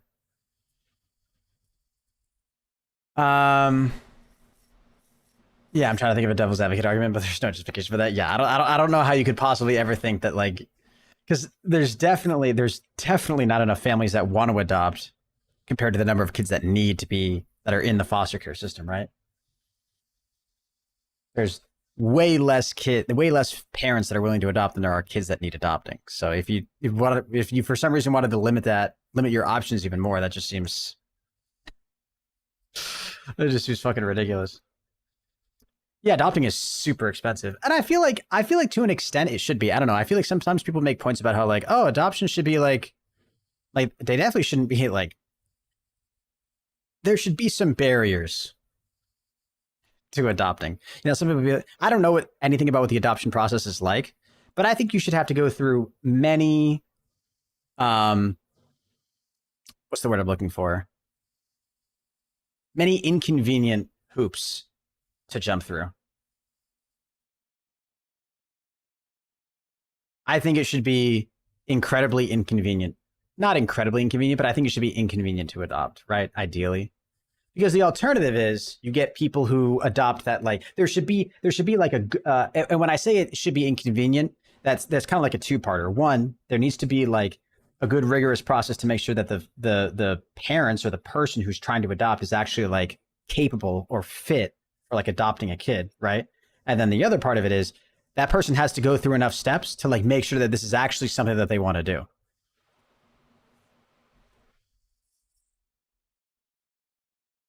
Right? Like we shouldn't be like handing out foster kids at a gas station, right? Like there has to be some line between that and I don't know anything about the process of what we have now, but I feel like it should be pretty, you know what I mean? Anyway, that's the wrong Slinky.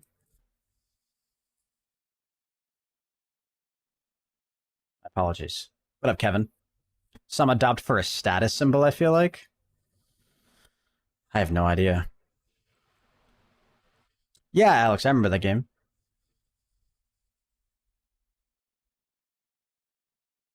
If I ever set up a ProHenis shop, I should sell a Slinky. I totally should. That'd be sick.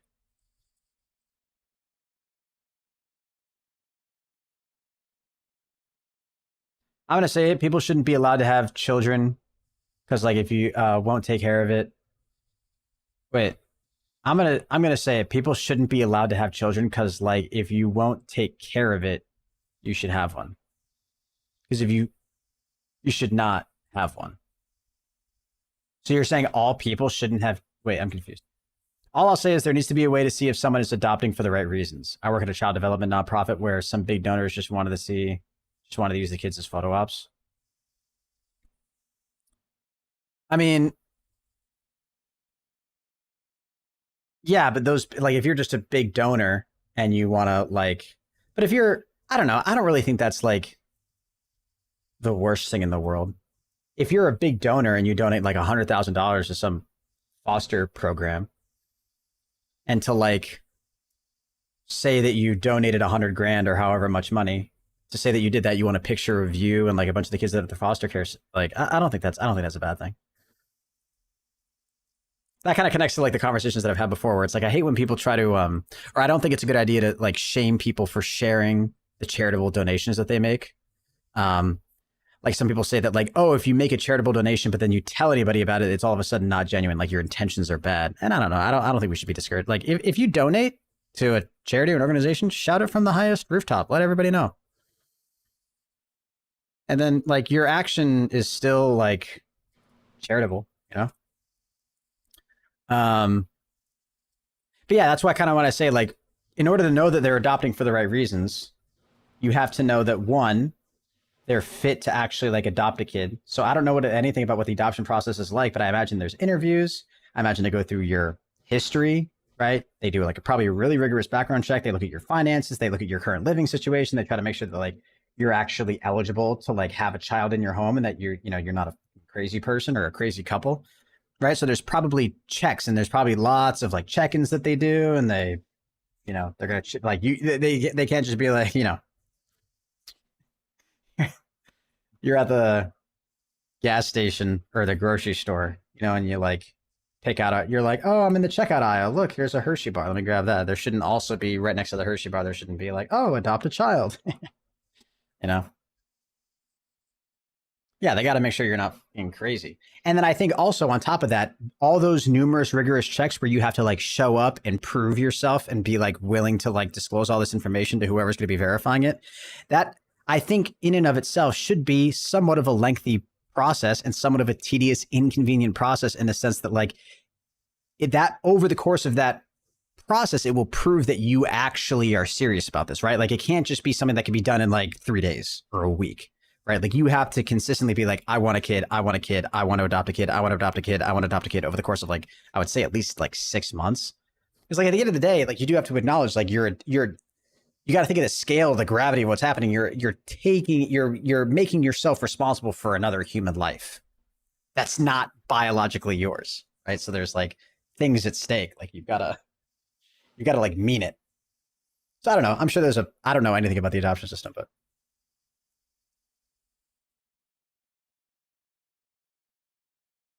How did Gru even get them? Makes no sense. Unbelievable. How did Gru even get them?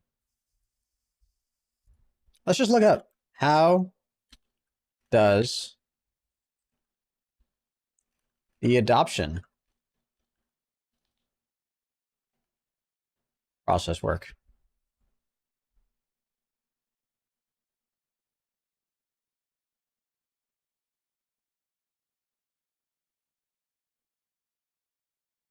Here's an adoption FAQ on adoption.org.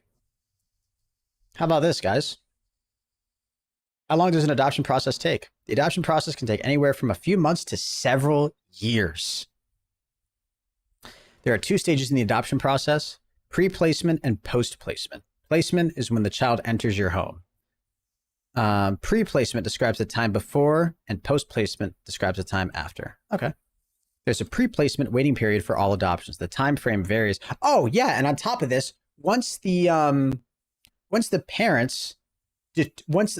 adoption agency determines that the parents or the individual is like eligible to actually adopt a person, they have to have the kid and a potential and that family meet. They have to have like the parents and the potentially adopted kid meet and see if they even can get along. And then I'm sure past a certain age, the adopted kid probably has a say in whether or not they want to live with that family, right? I don't know. Maybe not actually. I don't know. Depending on the age, I would imagine so. Oh, my messages aren't going through. Alex, I can see your messages now. All right, I can see that message. I think I found a better game called Riotfall. Oh, I saw that message. We were talking about Frontlines before. There's a pre-placement waiting period for all adoptions. The time frame varies with the type of adoption you're pursuing and depends on how quickly you finish your home study. We'll have to look at what is a home study. With a completed home study in hand, the process to adopt a child with special needs can often proceed quickly and be completed within a few months. The way to adopt a healthy infant is typically between 2 and 7 years. Oh my God.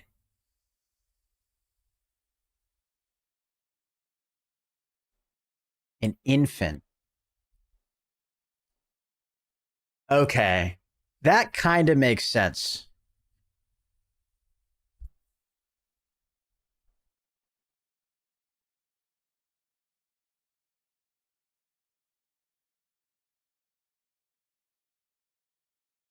Oh, well, that's kind of cool.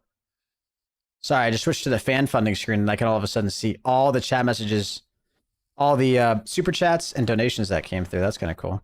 Okay, I just switched to live chat.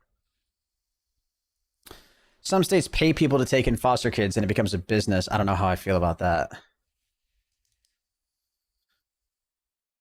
Yeah, the people would still have to pass the process, though. I don't think I'd be against that. As long as the people still meet the qualifications for being eligible for adoption. I don't think I'm against that. Because again, what the adoption agency is like fighting against is like they have way more kids than they have people willing to adopt. So do they sign up before the infant is born or just get the firstborn? No, well, I think the reason the waiting period for a healthy infant is because this is probably that's the most coveted type of adoption. This is the like adoption that people want the most. Right? Like most people, if they want to adopt, if they have the option and they're willing to wait, they probably wouldn't want to get a child that's over the age of like 1 or 2 or 3 maybe, right? Like most families wouldn't want to just introduce like a middle schooler into their home. Most families probably wouldn't want to do that because that kid already has like a whole lot of baggage that they don't know about, right? Like you can have more. The kid can feel like the kid can like really fully grow up and develop with you, and you can really have the experience of going through all those stages as a parent. But like, there's way more that you've got to consider and deal with if you're bringing like a middle schooler or an elementary school student into your home versus like an infant. But I bet if you're willing to adopt somebody in that age range, I bet it would take less than 7 years to adopt them.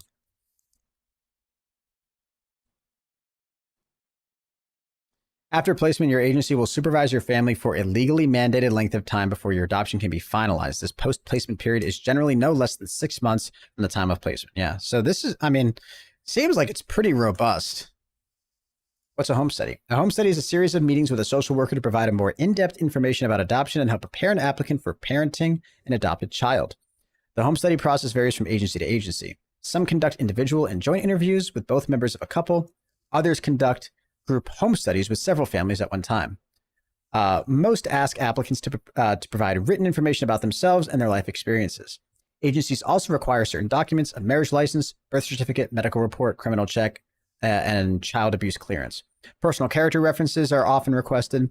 The home study includes at least one visit to your home by an agency worker. The time it takes to complete the home study will vary from one agency to another, but families who are interested in children with special needs are usually given prompt attention, right? Because most families probably wouldn't be willing to adopt a special needs kid, and yeah, so that kind of makes sense.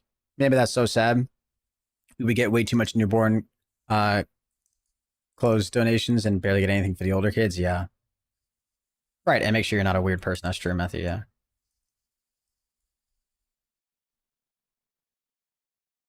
Huh, that's weird that some of your guys' chat messages aren't going through. I'm sorry about that. That's just a YouTube thing. Because like I use this like special plugin that like combines all the chats, but even if I go directly to YouTube chat, I'm not seeing the stuff you guys are referring to. Like I'm seeing the exact same stuff directly in YouTube chat that I'm seeing over here, so. Yeah, it is kind of sad. And like I get why. Childcare system just makes me so sad as a whole because there's so many issues with it. Yeah, I wonder what like I'd be interested to hear from somebody who like works in like the foster care space what they think improvements could be made.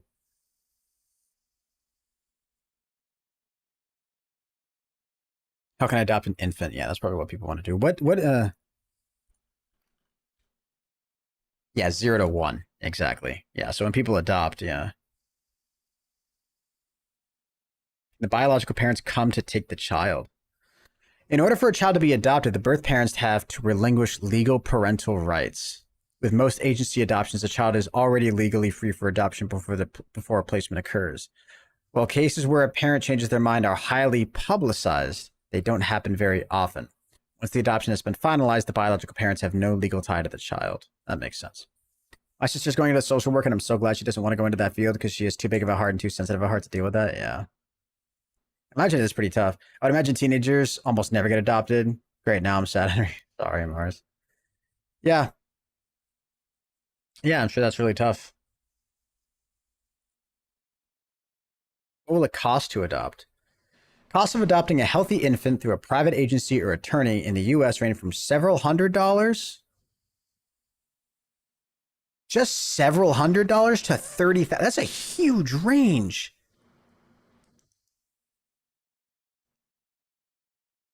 You could get a kid for like $500?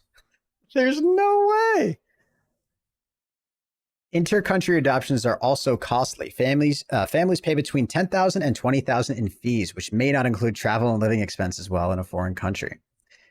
It's not costly to adopt a child from foster care. Often the agency has a sliding fee scale, and frequently there is little or no cost. Following the adoption, children may receive subsidies to cover the medical and other necessary expenses, although the family is likely to incur other costs over the years as they raise their child. Is there a tax credit for people who adopt? Federal legislation increases tax credits and exclusions for all adoptive families. The Hope for the Children Act provides an adoption tax credit of $10,000 for all adoptions from 2002 and thereafter, and a tax exclusion of up to $10,000 for employer-provided adoption benefits effective in 2003. Every year you get a $10,000 tax credit? I mean, yeah, I guess that's fair because like adopting a kid is expensive, right? Jesus. Yeah, giving birth is also expensive, yeah. That's crazy. Is it true you'll be charged for holding your baby after birth? What does that mean? Can I receive financial assistance after adoption? A child's eligibility for adoption assistance is based on the child's need and not that of the adoptive parents. Most children with special needs are eligible for financial assistance, also called subsidies. Sources of assistance may be federal or state funds. It's important to discuss subsidies with your social worker and local social services department and have a written adoption assistance agreement prior to adoption. Many children also receive Medicaid medical insurance. You know, the saying putting 10,000 hours into something to perfect Jose really want to be the first to put 10K hours and get nothing out of it. Damn, that's not even true, bro. Jose's just a tenth of the way there. Yes, you can't hold your child until insurance is cleared. Wait, what?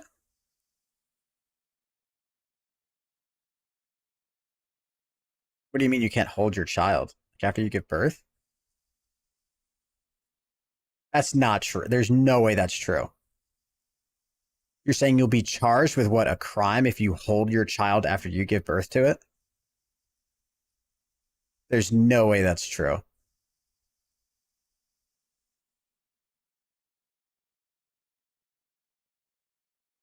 A bill? No shot. What would they charge you for? Like, what's the fee? You're saying just like a...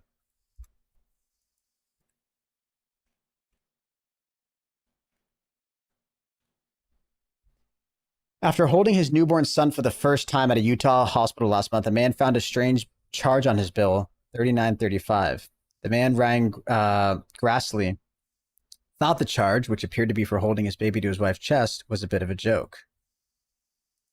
How much is it worth it to hold your newborn? $40, apparently. Oh, this is like one thing that happened a long time ago.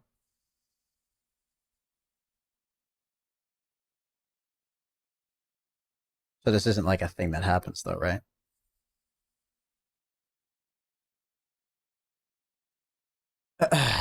This charge was listed as skin to skin after C-section.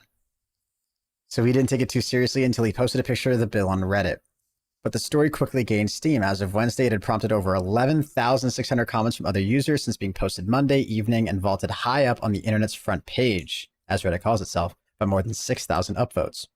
The Reddit post touched a nerve with people because it seemed to underscore a national frustration with unexpected hospital fees and arcane medical billing.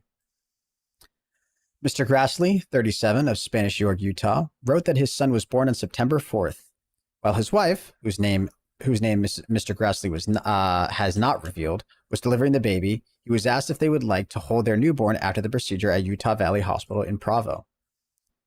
Mr. Grassley held his son between his wife's neck and chest while a nurse took pictures. For this, the description on the bill seemed to suggest he was charged the fee. Skin to skin after C-section, $39.35.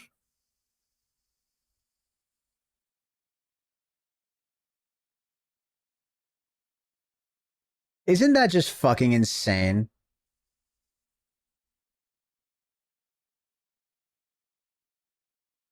That the cost of like childbirth is $13,000 in the US, and they're gonna have to pay $1,600 just to adopt a kid. Dude, by the time I'm gonna be having a kid, inflation rates are gonna make it so it's gonna be like 10 grand to like give birth to a kid. Janet Frank, a spokeswoman for Utah Valley Hospital, said in the statement, however, that the charge was not for skin-to-skin contact, a practice that hospitals use to increase bonding and breastfeeding, among other things.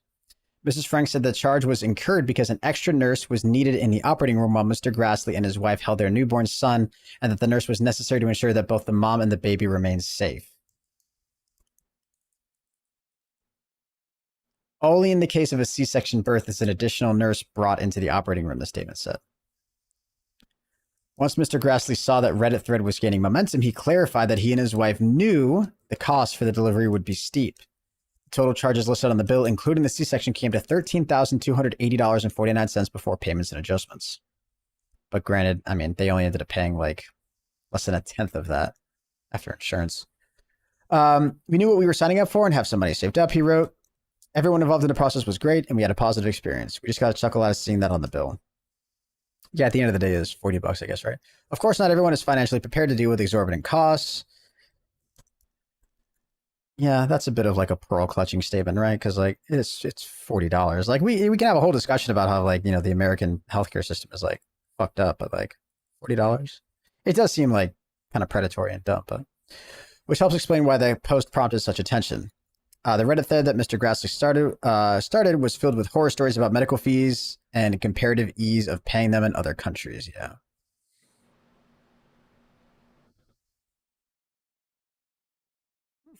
Interesting. Yeah. So what? So like, I'm sure. Yeah, I'm sure there's like tons of just bullshit charges that come from shit like this.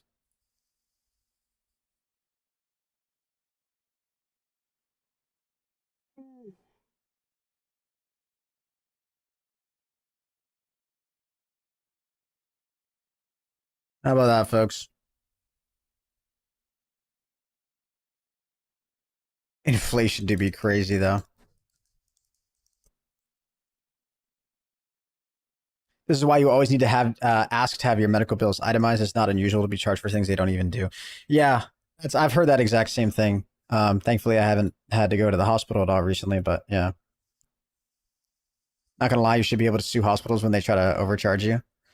I was just having a conversation with my dad today because now that I'm 25, I have like one more year before I'm no longer under my dad's insurance and I'll have to get my own insurance. And as somebody who knows nothing about insurance, I'm of the firm belief it's a total fucking scam. And I hate saying that because I feel like I just end up sounding like one of those like millennial Gen Z people that just like likes to shit on rich people in the system and like blah, blah, blah. But like, I don't know. And the fact that it's required by law is just like fucking mind blowing. Like if I'm going to be paying however much a month for insurance, and then I'm going to go to the hospital for some health related reason and still get fucked over financially. Like, I don't know. It just seems like why does it matter? I don't know. It just seems it seems insanely like predatory. But again, I know nothing about it. I know nothing about it. I had to pay $60 out of pocket for prescriptions that didn't even help. Yeah.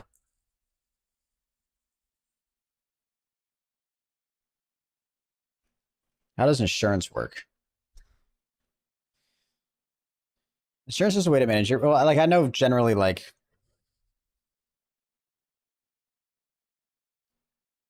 insurance is a contract represented by a policy, which a policyholder receives financial protection or reimbursement against losses from an insurance company.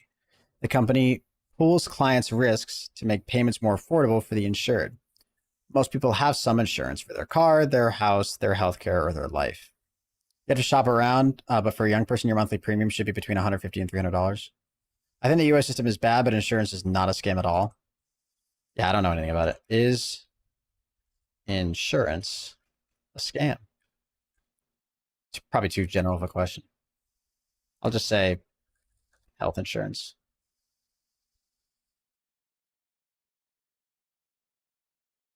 Oh, this is just a spot.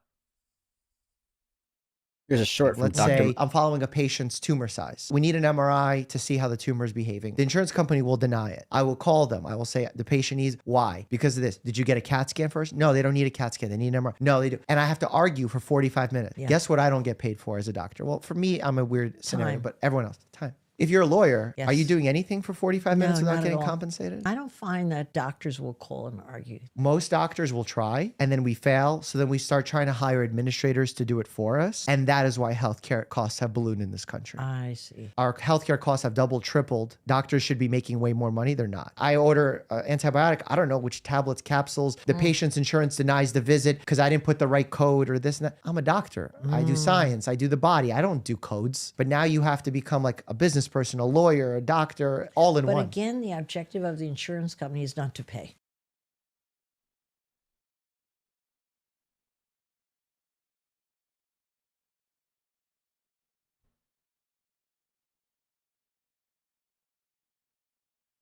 Yeah, I don't know if I believe that insurance is like all a scam.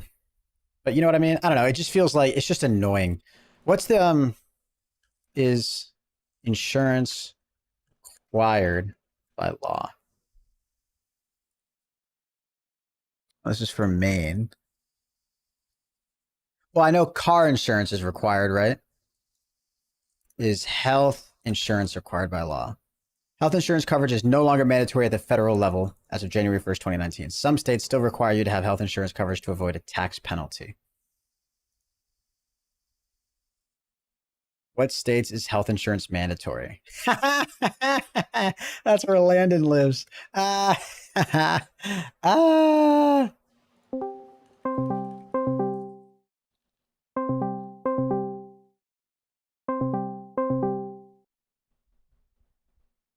He literally denied the call. He denied it. Oh, okay. He's on the phone. Never mind. Health insurance isn't mandated on a federal level anymore. But you'll get a tax penalty if you don't have health insurance. What's the IRS penalty for not having health insurance?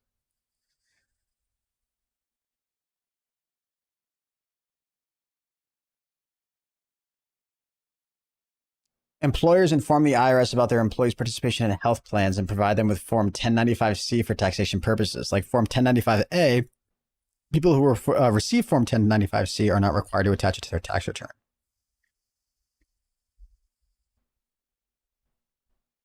Tyler, you can do exclamation point. What is it now? Exclamation point. I want to see how long you've been watching the stream for. Exclamation point hours. And that'll show you how long you've been watching the stream for. Why would you not want health insurance? I again, I'll qualify everything I'm saying by like as somebody who doesn't know anything about it, but like in my head, all I hear is like a thing that you're required to pay for by law. You chip in to this thing every month. And then when a medical emergency comes up, you have to go to the hospital or get a surgery or you give birth. You're still going to have to pay like an insane, I guess it's like, you're still going to have to pay an insane amount. And I know that it's like saying, oh, well, you'd have to pay even more if you didn't have insurance. It's kind of like almost saying, it's kind of like if I like sold a piece of software to you guys for $10,000, but then I told you, I was like, oh, but it's 95% off. Look, all you got to do is like use this code or like become a member of my channel and it's 95% off. Now, all of a sudden that seems like an insane deal. That seems like it's super awesome. Oh, it's like, oh, I'm getting away with something. It's like, no, you're not. You're still getting fucked. Because the software should be, I don't know. I wouldn't argue that it should be free, but you know what I'm saying? I don't know. I guess that's kind of how I look at it. Granted, again, qualified by saying I know nothing about what I'm talking about. That's the perception, though. Damn, I'm bored. Why are we talking about politics? I don't know. This is way more interesting to me than fucking playing Fortnite. Insurance policies hedge against financial loss resulting from accidents, injury, or property damage. I had a scan done that was $17,500 and I only paid $450. Yeah, I mean, that's great. That's insane, right? That's like an insane amount of savings. I just remember coins from like 2018. Yeah. Also, I think it should be clarified that in countries where health insurance is free, your taxes would be higher. So you're still paying for it indirectly. Yeah, your taxes would be higher. I generally, I don't know. It's best to have it, man. No. I'm not saying that it's, I'm not saying that like in the current system, the way things are working, it's best to have it. But like in the example that I just gave, I don't know. There's just something about it that feels slimy, I guess. That's like the perception.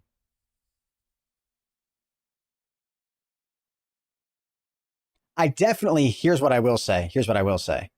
And I don't know where this makes me fall politically, but I think it's insane to require insurance by law in the United States. Any type of insurance. I'd be interested to hear what's like somebody's take on that would be. But like, doesn't that seem crazy to require insurance by law? And I guess car insurance is the only thing that's like federally mandated, right? You have to have car insurance. What types of insurance are required by law?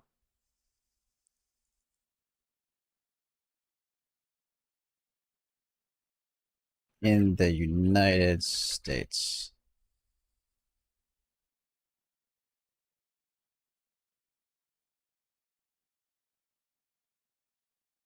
Compulsory insurance.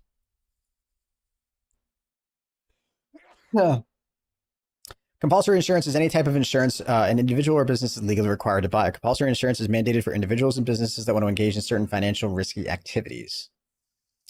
Oh, okay. So I guess the argument would be, well, having auto insurance isn't required because you're not legally required to have a car. But if you have a car, then you have to pay car insurance. But I mean, it's not honey saving you money on a new blender. It's like life or death scenarios. Yeah. Yeah. Such as operating an automobile or operating a business with employees. Compulsory insurance is also to protect accident victims against the cost of recovering from an accident that someone else, such as another driver or employer, has caused. And that's the strongest argument. And I don't have a response for that.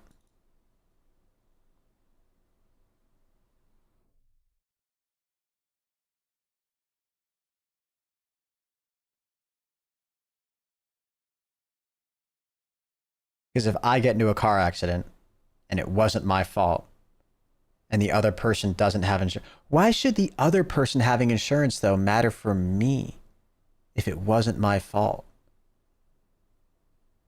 Because they would be responsible to pay for my insurance, but don't I have insurance? So wouldn't my insurance cover it?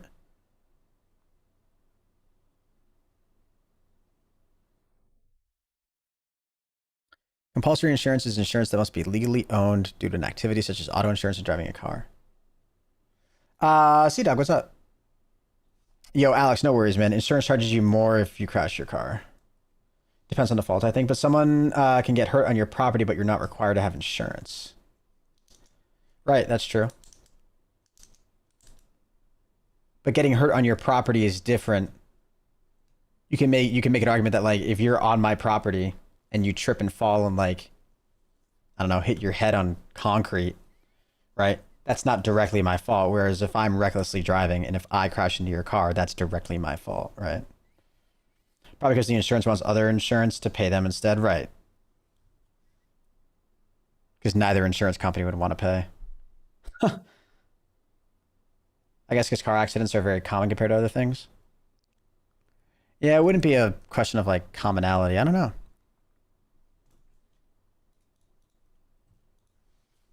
Why is auto insurance required?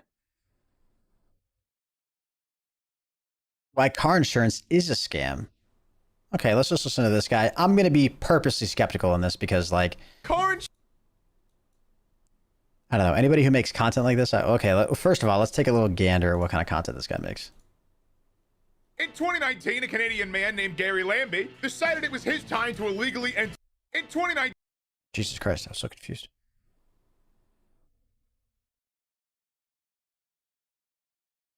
Okay, so this guy just kind of does, like, commentary style stuff. Interesting, okay. Car insurance is a scam! I think most people share this sentiment now, no matter what part of the world you're in, but here in America, it especially feels like a scam. First off, you need a car here. Unless you live in New York or some city I've never heard of that actually has a public transportation network, it's impossible to get around unless you have a car or can use a car. And also, I don't think public transportation in New York is people's first pick. I want to die. So basically, for most people in America, you need to buy a car. Even if you get a cheap car, like 5 to 10 grand, if you're under 25, you're probably gonna be paying at least $150 a month to insure this thing. And if you're a man, probably more, because they can discriminate based on gender because of statistics, which frankly, I do agree with. I think men generally... I mean, that's just statistics, right? I don't disagree with that. Drive more recklessly, but if you're a guy who doesn't drive recklessly, it sucks to suck. You should have picked the right gender at birth. So now, on top of gas and or electricity and or whatever car payment you have, you're also paying at least $150 a month for this thing. And the car's most common use is probably driving to work and back. Did I mention you're also legally required to have car insurance? And did I mention that if you use your insurance that you pay for, your rates go up? So not only are you paying more because you're either young or male, if you get a minor fender bender, you're better off not even using your insurance because you don't know how high your monthly rates will go up. So you pay for this thing monthly. And if you use that thing, it goes up. And the only way to lower it is not use it. What am I paying for if I can't use it? And then if you get a ticket, it also goes up. Now this makes some sense, okay? Like if you're recklessly driving, yeah, you should probably be paying more for your insurance because you're a higher risk. But my issue with this is that minor speeding tickets also apply to this. In the United States, it's collectively agreed upon by drivers that the speed limit is merely a suggestion. In the same way a yellow light could mean speed up depending how close you are. I have not driven on a single highway in America or been on a single highway in America where at least half the traffic is not going 80 miles an hour in a 65. That's what happens when you design a highway to be a goddamn race. Yeah, and I don't know. I don't think most cops would pull cars over for going 80 in a 65 on a highway like that. I don't know, the threshold would probably be around 20. Track. If you build a racetrack, I'm gonna race on it. And before you say, that's crazy, I'd never do 80 miles an hour. Have you ever been to Wyoming? Okay, probably not, but the speed limit there is 80 in most places. And the highway is the same width as most places in America. If you don't want me to speed, make the roads make me not want to speed. I don't do it on purpose. It just happens because it feels safe to do. This get copyrighted?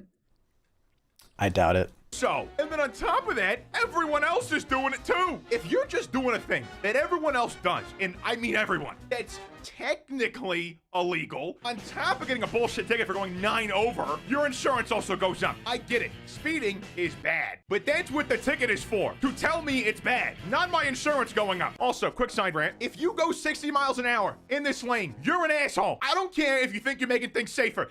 Dude, I have 2 things to say. If you're on the highway, I don't think there's necessarily anything. I don't really get mad at the people that are all the way over in the left lane going a little too slow. Okay?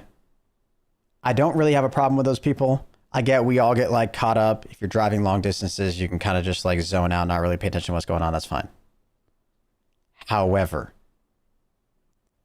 if you're on a 2-lane highway system like this, and both cars in the left and right lane are going the exact same speed, and that speed is below, well below the speed limit or exactly at the speed limit, and there's no way for you to get around them because they're right next to each other, moving at the exact same speed, those 2 people should be publicly executed.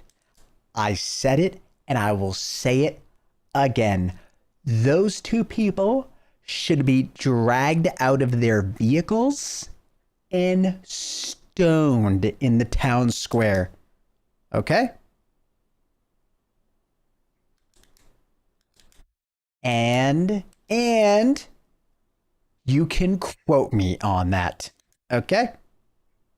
All right. The second thing is if I am driving on a back road, and when I say back road, I'm talking about a route to get to a destination that's not the main road that everybody else takes. And I'm usually doing this because to avoid the traffic on the main path.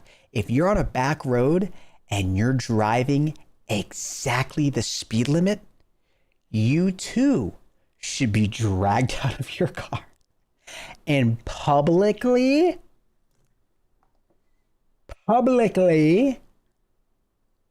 executed in the town square. Okay?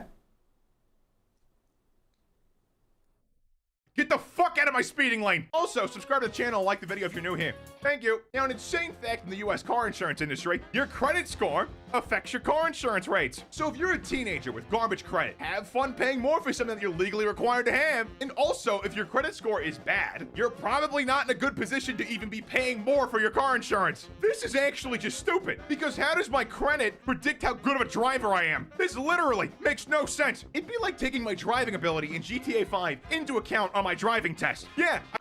Well, I don't know the statistics on this, but my gut would tell me that there's probably a bit of a correlation between the lower the credit score that you have, probably on average, the worse of a driver you are. I would say that data probably checks out. I don't even think I need data. My gut just tells me that that's true. On average, at scale, people who have a lower credit score are more likely to also be poorer drivers, worse drivers. I think that's probably true. The credit thing is just how likely, well, your credit score is just like how well you pay off stuff, like whether or not you pay off stuff on time and in full.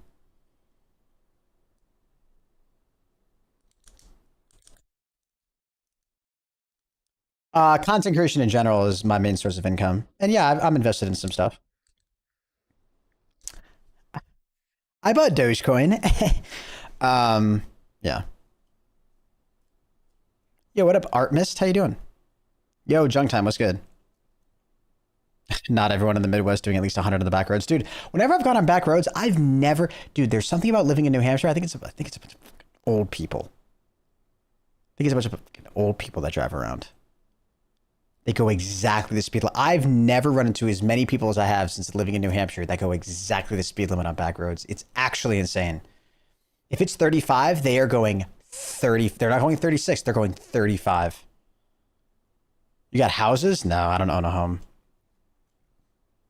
I I run people over in GTA, okay? Doesn't mean it's gonna happen in real life. Okay, it was one time, and she was crossing the street really slow. Okay, she kind of had it coming. Now, this part is totally anecdotal, but these insurance companies seem to avoid paying out like the plague. People in my life told me that, and the internet told me that. So, what's the point in me paying thousands of dollars a year if when I actually need to use it, you make it the most difficult process imaginable? I am legally required to buy car insurance. And if I use this said car insurance, my insurance goes up. So I'm paying more for something I am legally required to have. If I'm a man, I pay more for car insurance. If I'm under 25, I pay more for car insurance. If I get a minor ticket, I pay more for car insurance. If my credit score goes down, I pay more for car insurance. Car insurance is a fucking scam. Thank you for watching the video. If you're new here, make sure you like and subscribe. I really appreciate it. And check the end screens down. Check out more of my content.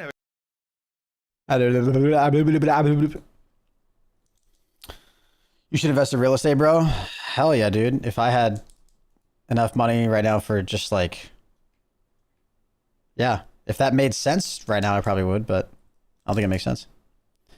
Do you know in Texas, minors can drink under adult supervision? Do you mean like privately or in your own home? Because I think that's true like everywhere.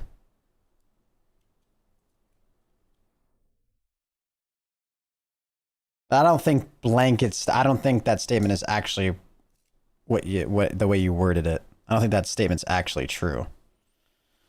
If you're like in your own home and you're like 16 or 18 and you're hanging out with your parents and they're having sips of wine, or you're sitting on the back porch with your dad and he's like, "You want a beer?" And you drink a beer. It's like, who's going to come after you, you know? This might be more personal, but how much was the most you made in a single year from YouTube? Yeah, I would never, I wouldn't feel comfortable ever talking about like exact numbers or anything, but search it up. Okay. Texas minors drinking under adult supervision. In Texas, a minor can consume an alcoholic beverage if it is in the visible presence of the minor's adult parent, guardian, or spouse.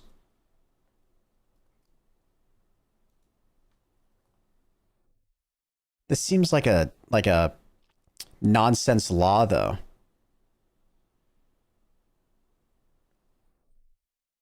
For a single year, fireman? No.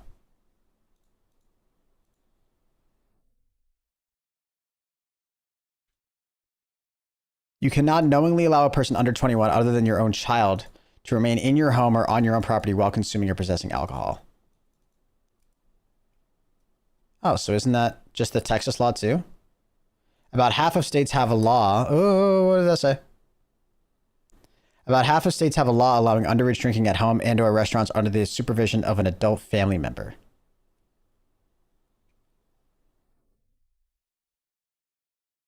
Interesting.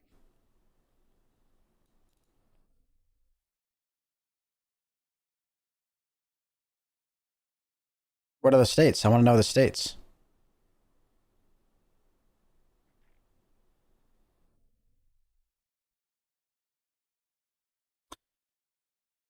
Most recently, in 2016, Republican Matt Abramson sponsored a bill that said, quote, it is the intention of the legislature that minors between the age of 18 and 20 be permitted to consume only beer or wine while in the presence of responsible adults who are over 21 so that the younger people will no longer be initiated to alcohol consumption in the absence of adult supervision. Okay, so it's not just minors, it's 18 to 20-year-olds?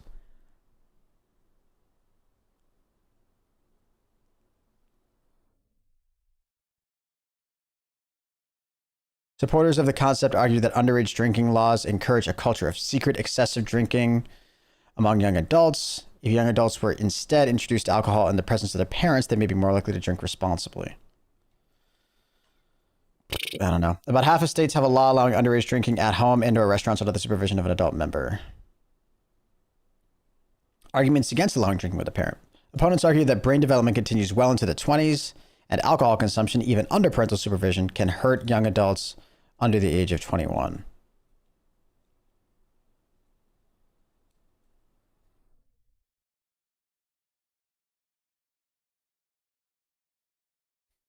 I don't know. Um,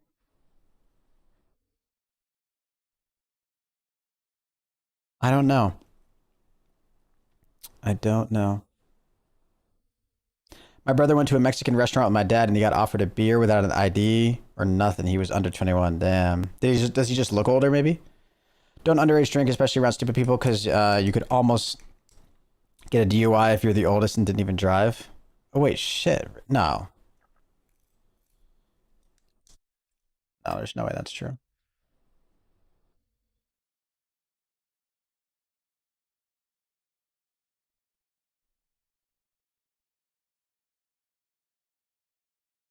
Especially around stupid people, because you could almost get a DUI if you're the oldest and didn't even drive. If you're the oldest, there's no way you would get charged just being around minors that are drinking.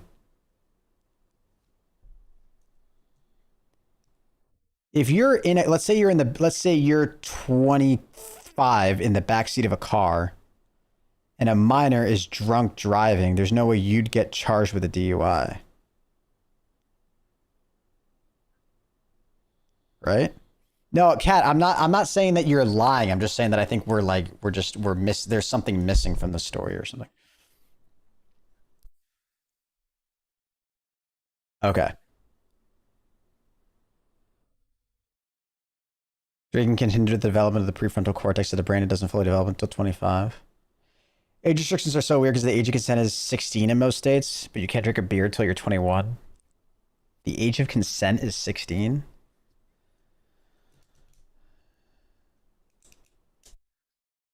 That's always been a confusing one too. Because it's a minor and you're with them, I guess, right? But if you didn't provide the alcohol, like that would assume that like anybody who's over the age of 21 has a legal responsibility to take the alcohol away from a minor who's in possession of alcohol, which that can't be true. There's no way that's a law around that.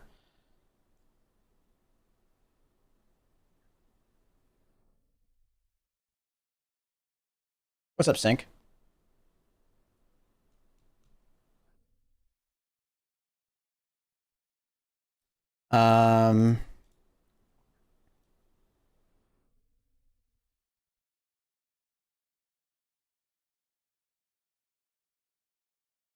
It would make sense if it's a family member. Well, in the cases of a family member, it would most likely mean that like you supplied the alcohol to the minor, which that would be against the law, right? Okay, so what I'm saying is I was drinking with a bunch of people when I was 19. And I was around a bunch of people that were 16. I told one of the 16-year-olds to drive because I didn't want to drive. I was the oldest and the most responsible, and I could have gotten a DUI. Minor in consumption is the way they explained it to me that night.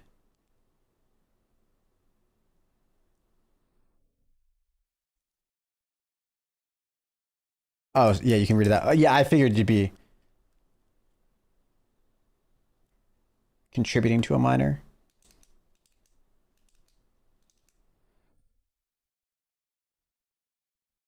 Doesn't seem right. You're under 21, drunk, I'm assuming. Or not, were you drunk? Was a 16-year-old drunk?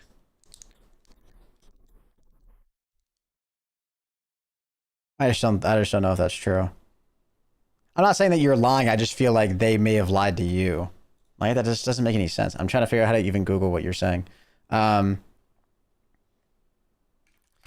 the oldest underage minor be charged? How can you possibly get charged with a DUI if you're not operating the vehicle? I don't know.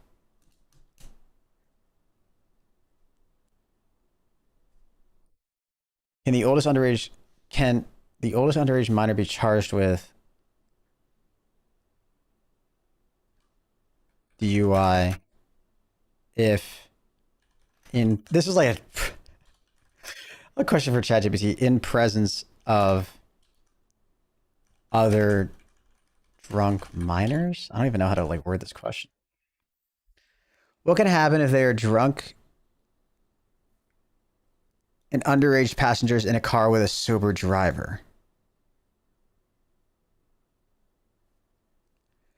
If we're going home from a party and the person driving is sober, but the other passengers are drunk and underage, what would be the consequences? There's no alcohol in the car. I need to know more. However, without any proof that the driver got the underage individuals intoxicated or played a role somehow, the driver should not be guilty of anything. Granted, this is from 2011, so I don't know. Whoever was posting on the internet in 2011 probably needs to get their brain checked. Depending upon where the alcohol came from and who supplied the minors, if it was the driver, he could be charged with providing alcohol to minors. Did we just assume a he? It totally could have been a she, right? Are you assuming that women don't provide alcohol to minors because men are irresponsible? Are we assuming? He'd be charged with providing alcohol to minors. If he was simply transporting these people because they were drunk and had nothing to do with it, probably nothing would happen.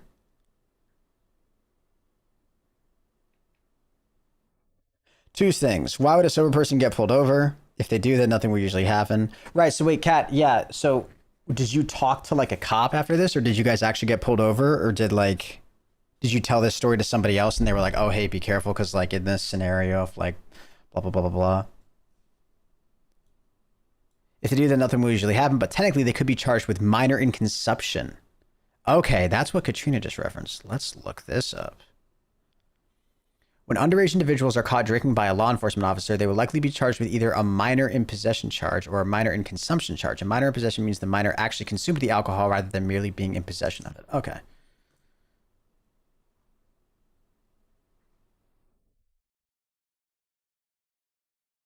Oh, yeah. So you could have gotten charged for being drunk as a minor. We got pulled over because they didn't use their blinker. What? How bored are the cops in Minnesota? You got pulled over because you didn't use your fucking blinker? Damn.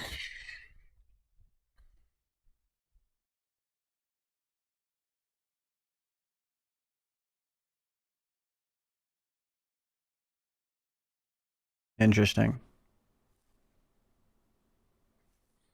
I'm hungry.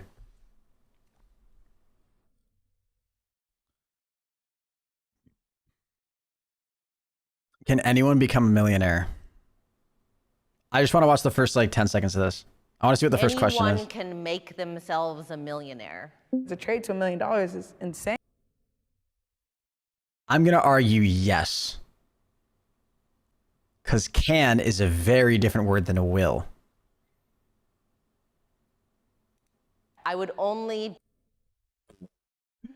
Dude, everybody here is going to go to the strongly disagree. date a millionaire. There's 3, no way. 2, 1, go.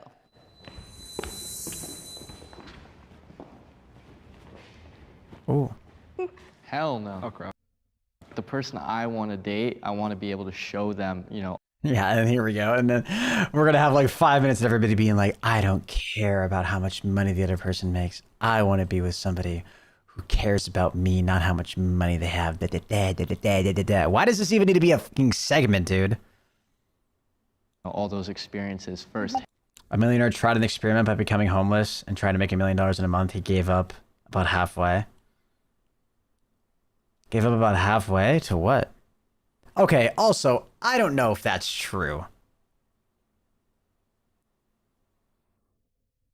Because as much as people might not want to admit it, if you're a millionaire, there's probably traits that you have that are like pretty great in terms of like navigating your way to financial success. I think the point that like you're making, Jose, is like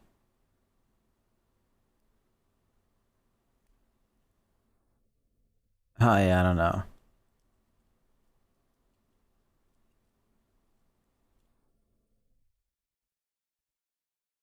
I mean, for a lot of people, just being homeless and then making your way towards like just like a livable wage is probably difficult. Hand, like I've been with girls. Entrepreneur and business who have consultant. money. Millionaire. Oh wait, these are all millionaires? And it's like the worst thing ever. Like for example, the one thing for me, and it's a test I do, is like, Wait, so these are all millionaires? for example, if a girl knows how to get into my car, like my Lamborghini, like you have to like specifically know how to open the door. I specifically let them figure it out. If they figure it out, that's the last date. Seriously. That's the last date we're going on. I want my husband to be What? like a That changes this so really much. good dad and be like more How are these people millionaires at 18? CEO of skincare cosmetic really brand? correct. And if he doesn't have a lot of money, you know what, that's fine. I don't know if men really are comfortable with that, to be completely honest. From my personal experience, they're not. They want to be the ones providing, which kind of sucks. But, you know, personality and morals and like their mindset is way more important than money. I feel like money doesn't define a person at all. Like if I'm gonna date you, it's for your personality, Millionaire at 6? Oh, okay, reality star. not your looks, not your money. I don't care from What personal. was her looks. name? Like if I'm She gonna looks date super- you, it's for your personality, Isabella. not your looks, not your money. I don't care from personal experience. Money has absolutely nothing to do with a relationship. So I agree with you. It's weird. I feel like, okay, here's something that I feel like when people talk about this sort of stuff, it's kind of like interesting. When people talk about how like money means nothing in a relationship, I feel like they're not really appreciating that like usually what comes with the money is a lot of other like really positive characteristics and personal traits. So like if you have a lot of money, it probably means you're successful in business to a certain extent, right? And if you're successful in business, that probably means that like you've got really good people skills, you're probably charismatic, you know how to navigate social situations, right? Like you're probably really good at dealing with conflict. Like there's a lot of really good positive personality traits that probably really highly correlate with a high income. So yes, while money doesn't technically directly matter, money does have like sort of inadvertent like relationship towards like a lot of other really popular, a lot of other really like attractive characteristics about a person. Does that make sense? You guys, but I feel like that kind of relates to the same thing of like, when couples ask like, you know, oh, like, I don't know, let's say you have a couple, right? And the woman is like a millionaire. I don't know. I'm trying to figure out how to like frame this question. Let's say you have a couple, the guy's like a multimillionaire and the woman makes, you know, like an average wage, maybe like $50K a year or something like that, 40 or 50K a year. And you ask the woman, would you still be with, let's say they're married, they've like their true love, they've been together forever. You ask the woman, hey, would you still be in love with this guy if he had no money? And she says yes, but the problem is like when you load the question like that, if they didn't have a lot of money, that probably means fundamentally they'd be a very different person than the person that they are. Does that make sense? I don't know. as a woman, I don't want to be the one paying the bills and taking care of their house. And so for me, like, you don't have to be the richest person in the world, but if I'm going to be a millionaire or multimillionaire or whatever it is, I at least want to be the person. CEO of financial e-learning platform, millionaire at 19. Who encourages are you to these do the same. people? But I don't. Yeah, financial obligations shouldn't be one-sided unless that's agreed upon before. If a person pressures the other to take care of them halfway in that sort of, I agree. I've had it done before, and it's been the most exhausting thing because it's like, you can be the sweetest man ever, but if we go out and I'm paying for everything and I'm doing everything, it's too much. That's why I'm just like, I somewhat agree that I need you to be a millionaire, or at least be making enough money to where I'm fully taken care of. And then we can be a powerhouse together like Beyonce and Jay-Z. So. I think a lot of the times it's different from a girl's perspective versus a guy. I think girls want to be taken care of. I think that's a beautiful thing. I've always just been the one to take care of girls and pay for everything. I think as a guy, you should be doing that. But I mean, misogynistic Mike up in here. This topic, my point is, you brought up something saying, oh, if the girl doesn't know how to open up my car door, I wouldn't even date her. I feel like, I feel like it's ever so selfish because you feel like, oh, I want to get happiness by making this girl, spending money on her. But at the same time, I feel like the only binding factor in your relationship is money at that point, right? Because if you stop providing money to her, then she gets used to that lifestyle. Then she's like, okay, I'm gonna find someone else. The reason I say that is because I wasn't looking at it like a sense of like that, but more like getting used for it. Like, girls will want to go on dates with you because you can take them to that dinner. They want all of that. So I feel like that's very common that they will, use you for that. And it's like it's a thing I'm scared of, you know? Well, going on a date is different than dating too. Those are two very different things. Like being really rich when you're young probably gets your foot in the door and it could probably get you laid a lot more. But like, I don't know how much that, it probably actually does make it a lot easier for you to find people to like date, to like actually have people stick around. But like for the most part, I feel like if people are only going to be like sticking around, if like you're actually genuinely like a person that they want to be with too. You know what I mean? You know, like it's happened to me many times. So it's like, what are we watching? I This said video called "Can Anyone Become a Millionaire?" like that, and it sounded kind of crazy, and everyone was like, "Oh, what the hell?" But like, you know what I mean? You know, like it's common. Girls will only come to you because you have the Lambo, because you make the money, and they don't care about you. You know, so that's what I was kind of going at. I like a girl who just doesn't care about money at all. You know? Something. To a certain extent, though, people like that have to acknowledge their selective bias. I feel like when people say things like that, they're like, it's the guys who are millionaires who are like, I don't want a girl that only wants me for the money. I don't want to be dating a girl or going out with a girl that only is attracted to my money. But then there's a guy who drives the Lamborghini, wears the Rolex, wears all designer Gucci'd out clothes, spend time, you know, like you're... At a certain point, you're basically saying that like, hey, look at me enough to like, the only people that are going to like look your way are going to be those people that you claim you don't want. Right? I feel like there's some level of responsibility in like the way that you present yourself and the lifestyle that you choose to live. You have to accept that discrepancy. I would even challenge if he even really means that, you know, I don't know. Something that I do whenever I meet people. Okay, Henry, what's your thoughts on prenups? I think prenups are a smart thing to get. So, again, as somebody that doesn't know anything about the intricacies of a prenup is just some agreement that you get before you, some contract that you sign before you get married that says like, hey, if this thing goes south, here's how we're going to divvy up everything, right? Like you won't get half my shit type of thing. You won't get half my money. That's what a prenup is, right? I think prenups are always a smart thing.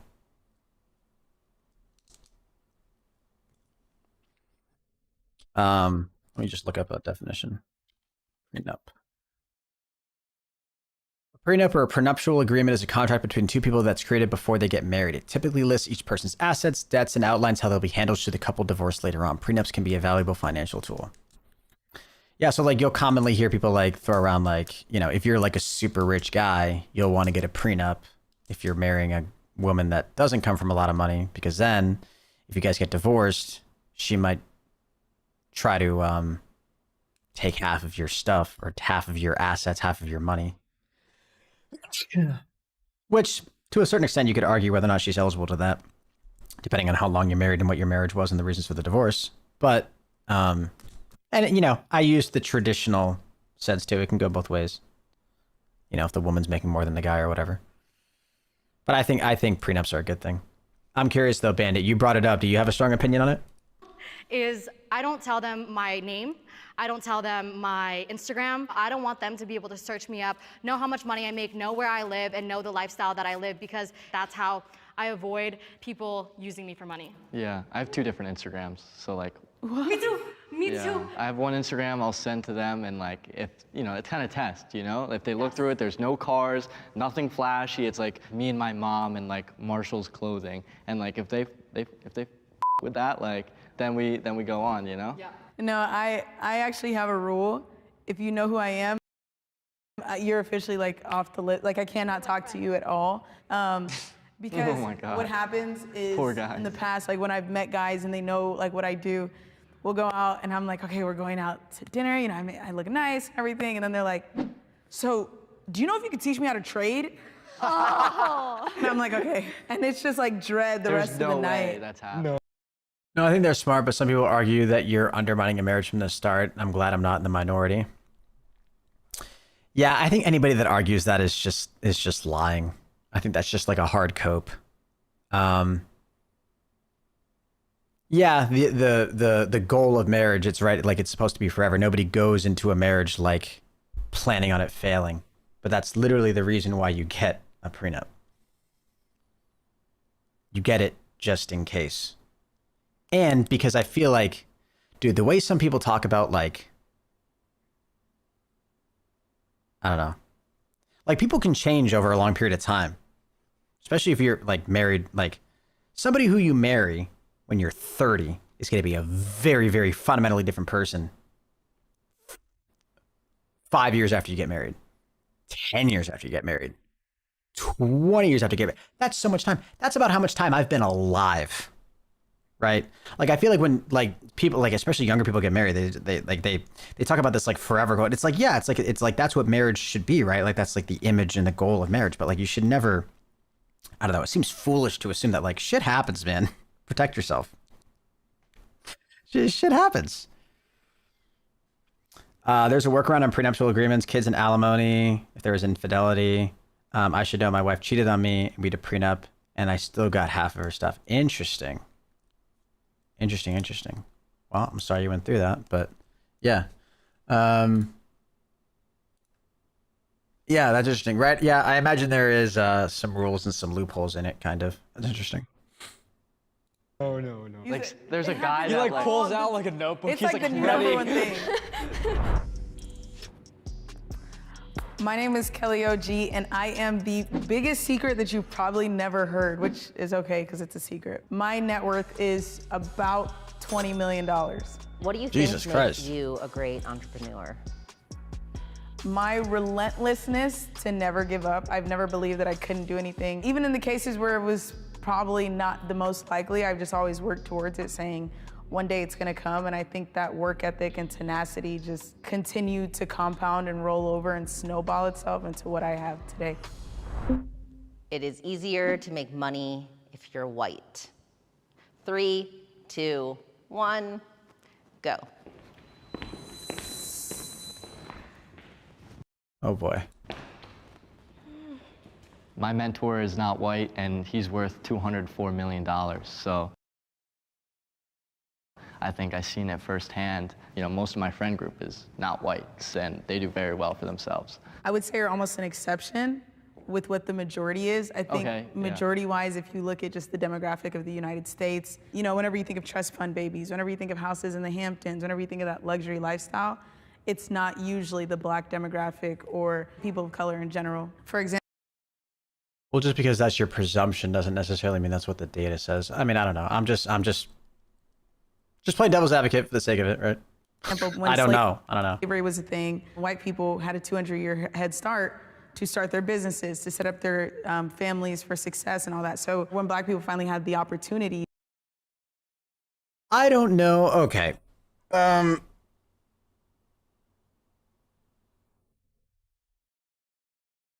Here's what I'll say on this. I feel like there's a couple people in this group, in this video, who made their money from being YouTubers or content creators or influencers. And we're all talking about people that are under 21 or under. If you're able to make full-time income, let alone become a millionaire from creating content before you're 21, you're like, I'm sure there's an exception to this, but you're already in a pretty privileged situation, regardless of race, right? That probably means that you started creating content at some point, latest like in your teen years, which means you had the free time, the resources, the access to like an internet connection, the ability to like create content, the time to create content, like the supportive family environment that would allow you to do that. Like you're probably already in like a really great situation. Not necessarily really great, but like a definitely above average. Like you're not necessarily suffering from some of the disadvantages that some other people that, you know, that other people of like another racial minority might stereotypically face. I don't know if I worded that right. What about people that play basketball and football? I bet there are plenty of millionaires that are black. 100%.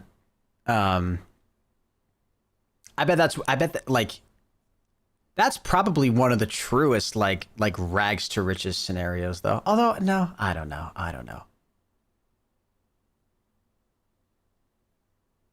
Yeah, I don't know. If you're making content and building an online brand for yourself when you're a teenager, you're not oppressed. Regardless of whatever race you are, right? You're already in a middle class or above situation easily. Statistically, if you look at all the millionaires, only 23% are white and 27% are Middle Eastern and 25% are black. Is that true actually?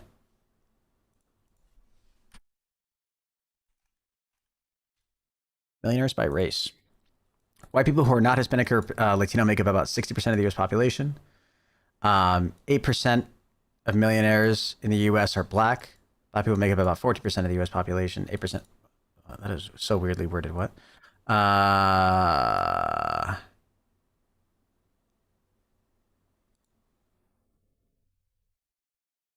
Your chances of becoming a millionaire by race.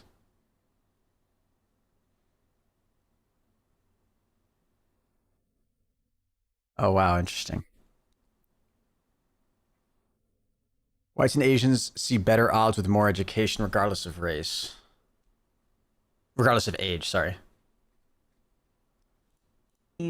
Which was not until recently 1965 to really be in the same rooms as white people. You're looking at a large discrepancy in time and success and achievement. So I think just naturally in general, white people are taken as more serious because of the stereotypes that have been put on people of color.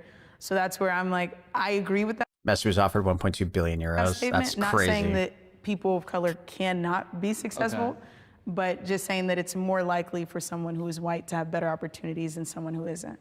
I mean, that's what the question was, right? I mean, maybe in past generations, what you're saying is 100% true, right? If you're based... This guy's 17. He's a millionaire. I mean, maybe in past generations, what you're saying is 100% true, right? If you're based on race, people perceive you differently. But I feel like now this new generation, you can become wealthy from the internet, right? Like you're in Forex, I'm in crypto. I don't have to have any face on... Wait. This guy got rich off of crypto, dude. Come on, man. I'm sorry, but...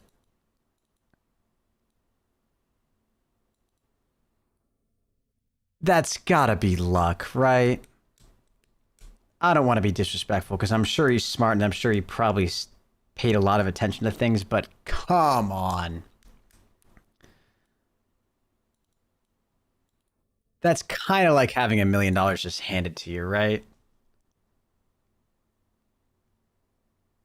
I don't know. Also, if he's 17 and a millionaire now, unless he got really lucky, what this probably means is that his upbringing was already pretty decent in the sense of like, he was given the opportunity to invest with like a large sum of money early on. Like, dude, unless he bought like Bitcoin when he was 6.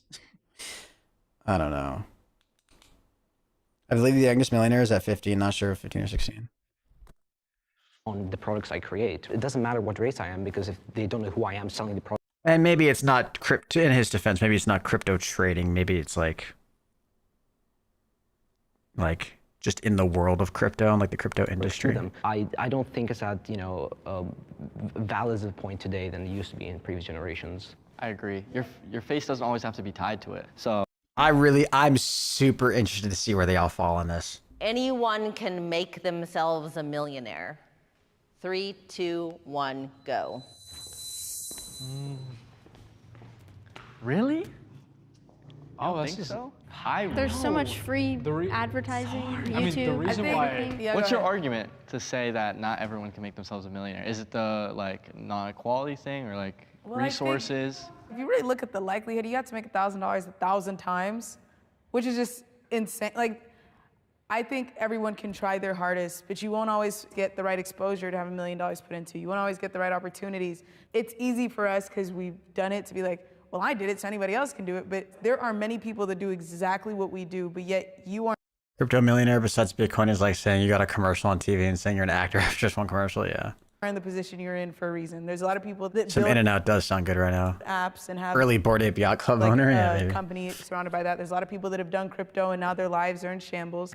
There's a lot of people that have done drop shipping and it was the worst thing they ever did. There's a lot of people that have built different companies and it was next to nothing. And there's millions and millions of bloggers on YouTube and it's amounted to nothing. Even for me, I know so many people that trade and I'm like, it's gonna be very hard for you to get to where I'm at because I traded and built a company, but to trade to $1 million is insane. But it's still possible for them to do it, no? It's possible, but to say anyone? But here's the thing. Yeah, that's kind of what we were talking about earlier. It's like, can anyone? That's the difference between the word can and will. Can anyone do it? Probably. That's probably true. Anyone can become a millionaire, but will everyone become a millionaire? Absolutely not. But also technically, like, if you're looking at it as a standpoint, I'm gonna keep my mouth shut on what I think. Oh, Katrina, now you gotta let us know. anybody can. I mean, the reason why, I mean, I also think I'm very privileged, to be honest with you, because I have, like, Listen. I don't know if you have to say that. I hate I'm sorry. That's such a fucking cringy thing for me to say. I'm sorry. All these people gotta be privileged, right? Dude, if you're a millionaire before the age of fucking 20, you're dealt a pretty good fucking hand. my mentor, he comes from, like, the projects. Like, from the project. Right. Dude, you can't, like, I don't know what the data is. I don't know what the data is, but like, that's an awesome face, by the way. Like, you can't, you can't just speak from personal experience to like prove figures. So for me, I go, if he came from that circumstance in life. But I also think that most of us are in the US and that's where a lot of money is made, but a lot of people don't get granted a visa to come here. Think about the people that don't have internet. They don't have the library to go to get the internet. And also think about the people that from their family situation, for some reason now they're homeless. And in order to, people always say, well, then get a job. But in order to get a job, you need to be able to have a home address, and not everybody has that. It's just those little things that we don't think about to even get to that first step of getting a job. But here's the thing, right? Like you were mentioning earlier, you're basically saying that, oh, people's life are in shambles because of crypto or Forex, but it's very rarely the mistake of external factors. It's because they did a mistake along the way, right? They were too reckless with their research and they just dumped all their money into it. I feel like the reason why I'm here, I wish there's maybe another one, but it's because I feel like it is possible, but depending on your circumstance, it could be exponentially harder, right? Mm-hmm. If you're like someone from like Ethiopia who has no internet access, for instance, then of course it's gonna be so much harder, but it's still possible. I mean, if you like you're saying. What would you recommend they should do? Okay, I'll wait. I mean, think I if don't you, know. I'm if not you that. say like it's easier, because I'm Nigerian. I recently just came from Nigeria. They get paid like $100 a month, Yeah. and that's insane to them. So I feel like if you're gonna say, okay, well, if you don't have internet access, it's still possible. Give an example of how it's possible. I know someone who's actually Nigerian, but then there was a public library he went to, which was like 3 hours away, and then he created cryptocurrency from that. So while I feel like to say it's impossible is too much, because I believe nothing in this universe is impossible. No, that's There's true. always a certain extent where something can be achieved. I think, you know, even the most crazy situation is 99.99% impossible, but nothing's 100% impossible, right? Yeah, the answer to this question is yes, because it says anyone, not everyone. Right. So the answer So I is feel yes. Fuck, what point was I gonna make? To say there's a Nigerian who's actually Nigerian. $100 a month, Yeah. and that's insane. I mean, if you But like, you're what saying. would you recommend they should do? I mean, think I if don't you, know. I'm if not you that. say like it's easier, because I'm Nigerian. I recently just came from. That's a good one, but it's because. I don't remember what I was. I feel like it is possible, but depending on your. I don't remember. I remember what I was gonna say. I feel like becoming super rich and successful, like becoming a millionaire, is so much more about like the knowledge. This is gonna sound dumb. I'm trying to figure out how to word this. It's so much more about like the external knowledge that you get from people or the circumstances that you're in, rather than like how good you are at like school or how smart you are, what your capabilities are, right? Like, if you have a lot of money, but you don't know how to invest it, you're going to have way less money over the course of your life than somebody who also has a lot of money but knows how to invest it. And that's just one example of like little things that like compound. Like if you have like a family that like can teach you about finances early on, or can teach you about the intricacies of investing, or can teach you about these little things that you can do to like give yourself an edge, right? Like, oh, this is how you should be doing your taxes like this, and you should set yourself up like this. And when you do a business, you should set it up like this. Like this guy mentioned that he has a mentor that's worth like $100 million. Like getting access to like knowledge like that is such a huge advantage.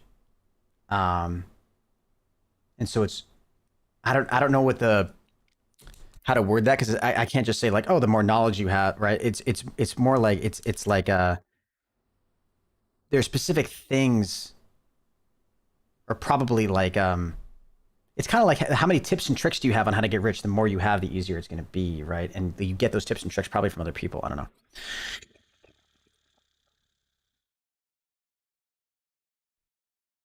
Do you agree with affirmative action? Ooh, that's a tough one.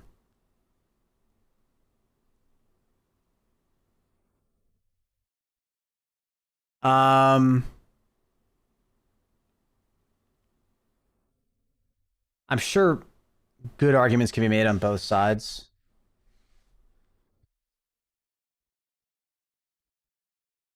Gun to my head right now, my answer would be no, I don't think it's a good thing. Just based on the fact of, like if you have a scenario where you have two equally capable candidates, one's white and one's black, it seems wrong for the answer to be just hire the black guy or the black woman because of their race. That seems wrong. Didn't they just overthrow affirmative action for...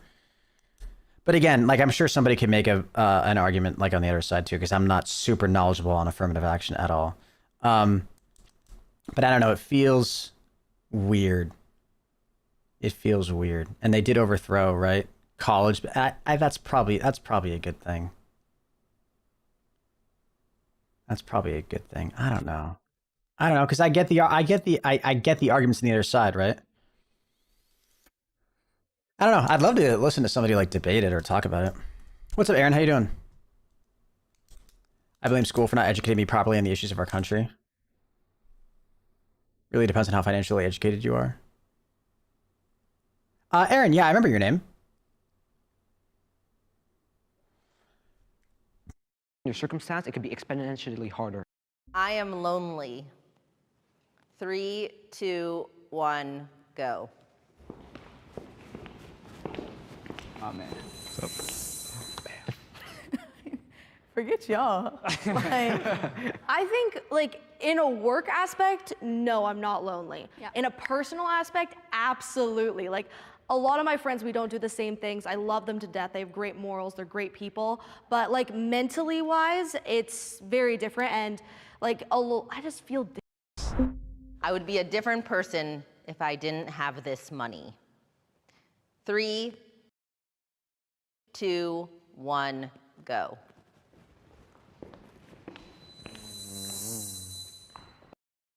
Yes. Come on. Are you kidding? If I have money or not, I'm still the same person. No, you're not. No, you're not. Again, it's kind of the conversation that we had earlier where it's like, people try to separate the money from the thing. Like if you, like your characteristics, your traits, the qualities that allow you to get to this point of having $1 million or being a millionaire. If you take the money away, that means that you're also taking those qualities away. You're a fundamentally different person. I would be a different person if I didn't have this money. Strongly disagree. That's cap. Preach on my social media. Just be off. She's 16 and a millionaire, dude. Come on. First of all, wait a minute. She's 16?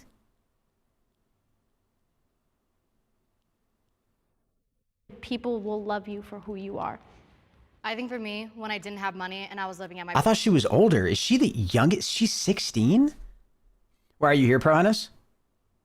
I'm live on Kick, YouTube, Twitch, and Facebook right now. House, I had a lot of mental health issues. I was depressed and I was suicidal. And I think having the money to be able to move myself out of that environment completely changed my life. Having money has boosted my confidence so much, just in a way where I have a nose job. So I was able to do that. And I used to look in the mirror every single day and just cry and cry and cry. Jesus, Curbo. Probably not. Because I thought I was so ugly. ProHenis, why are you one kick, bro? And having money now One to kick, be able drop to kick, live wherever drop I ship? want, live with Drop shipping. Which one of these people does drop shipping? There's gotta be whoever I one. want, and being able to, you know, change things about my appearance. So I think that money completely changed my life, and without it, my personality wouldn't even be I want to hear the people who strongly the same. disagree. Because when I was younger and I was in that toxic household where my parents were arguing about money every single day, that made me such a negative person. I was not the optimistic, positive person that I am today. And I think that having money and getting myself out of that has completely changed my personality. You know, I would agree money gives you a lot of opportunities. It allows you to afford a lot of things, get out of different environments. And I want that experience for everyone. So I love that you were able to take care of not only your family, but how your confidence is and allows you to hold your head higher. I love that for you. I think there's a saying that money doesn't change you.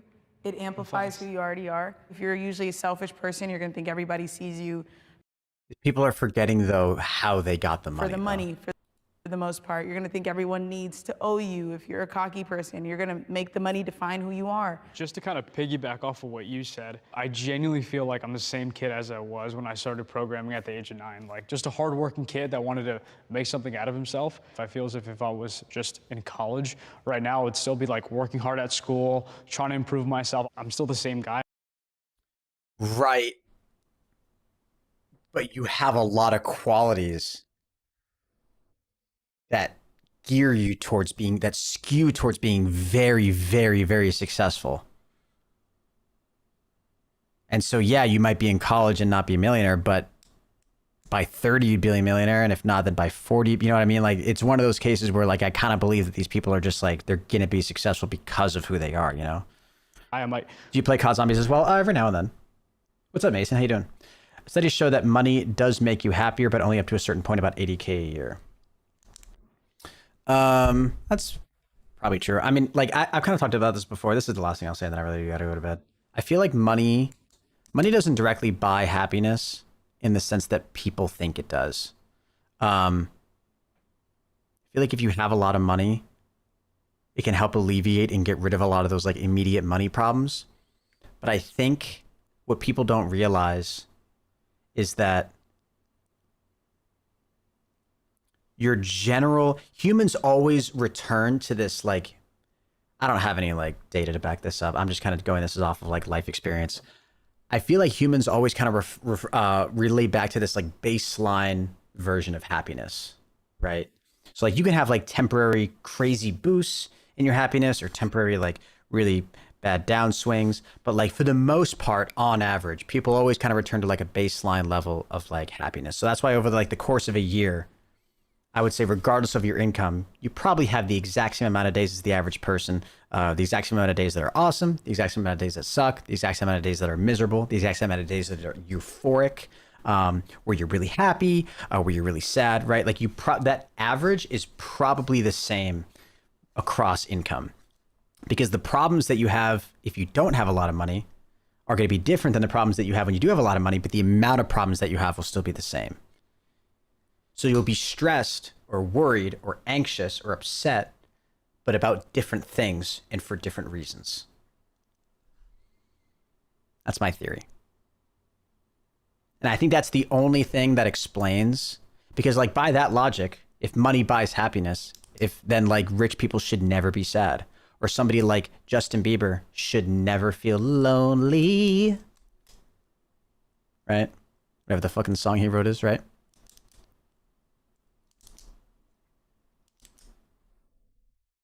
Dress a little bit nicer and eat better food. What's that fucking song?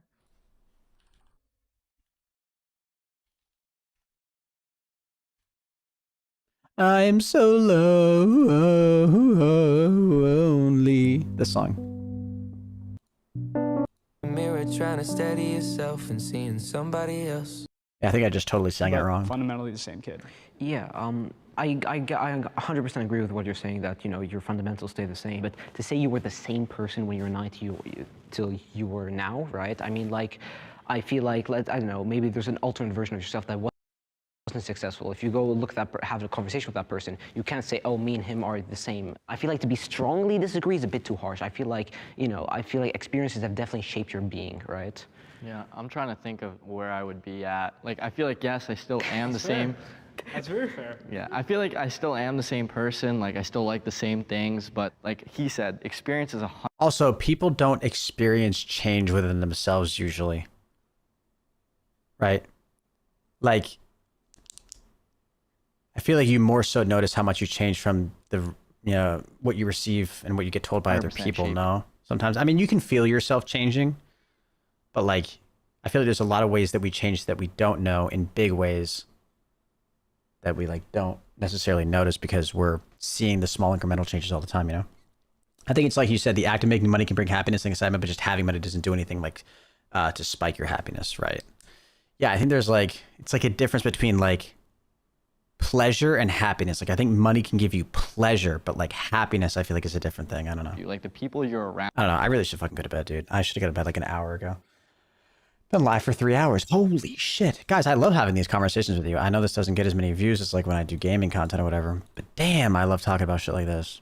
Guys, if you're watching this live stream right now on my main channel, ProHenis, I want to do more content like this, more live streams like this on Hennis Highlights. What was your motivation that kept... I live stream on that channel every now and then. This is a channel where I just upload clips from my live stream where I talk about things that's not necessarily gaming. I want to start doing more live streams on this channel. I've done a couple. Definitely go subscribe to this channel and turn on notifications. And don't turn on notifications actually, because you'll just get spammed whenever I like upload 2 or 3 videos in a day. I wish there was a way to like only get noticed for like live shit or whatever. But yeah, I feel like I want to start doing more live streams on this channel. Like doing stuff like this because I really enjoy this type of content, and I appreciate all of you guys who rock with it as well. Thank you guys all so much for the love and support. I really do appreciate it. You guys are awesome. Leave a like on the stream, subscribe as well if you guys are new. Henry, my eye bags are thanks to you. Hate, but I love you too. Thank you guys so much for coming out. It's my birthday. Katrina, happy birthday to you too. I'm gonna enjoy my birthday tomorrow. I'll be live. I don't know what time, but yeah, tomorrow's my birthday. Today is my birthday. I'm officially 25. How crazy is that? I think officially, I think I was born at like 5:16 a.m. So I technically come into existence and turn 25 in about 4 hours and 15 minutes. No. In about 2 hours and 45 minutes. Thank you guys all so much for the happy birthdays. I really appreciate it. You guys are awesome. Leave a like on the stream. Go follow me on Twitter. Follow me on Threads. ProHenis on everything. And that's all. I'll catch you guys in the next one. Until next time, everybody, keep gaming. And as always, stay cool.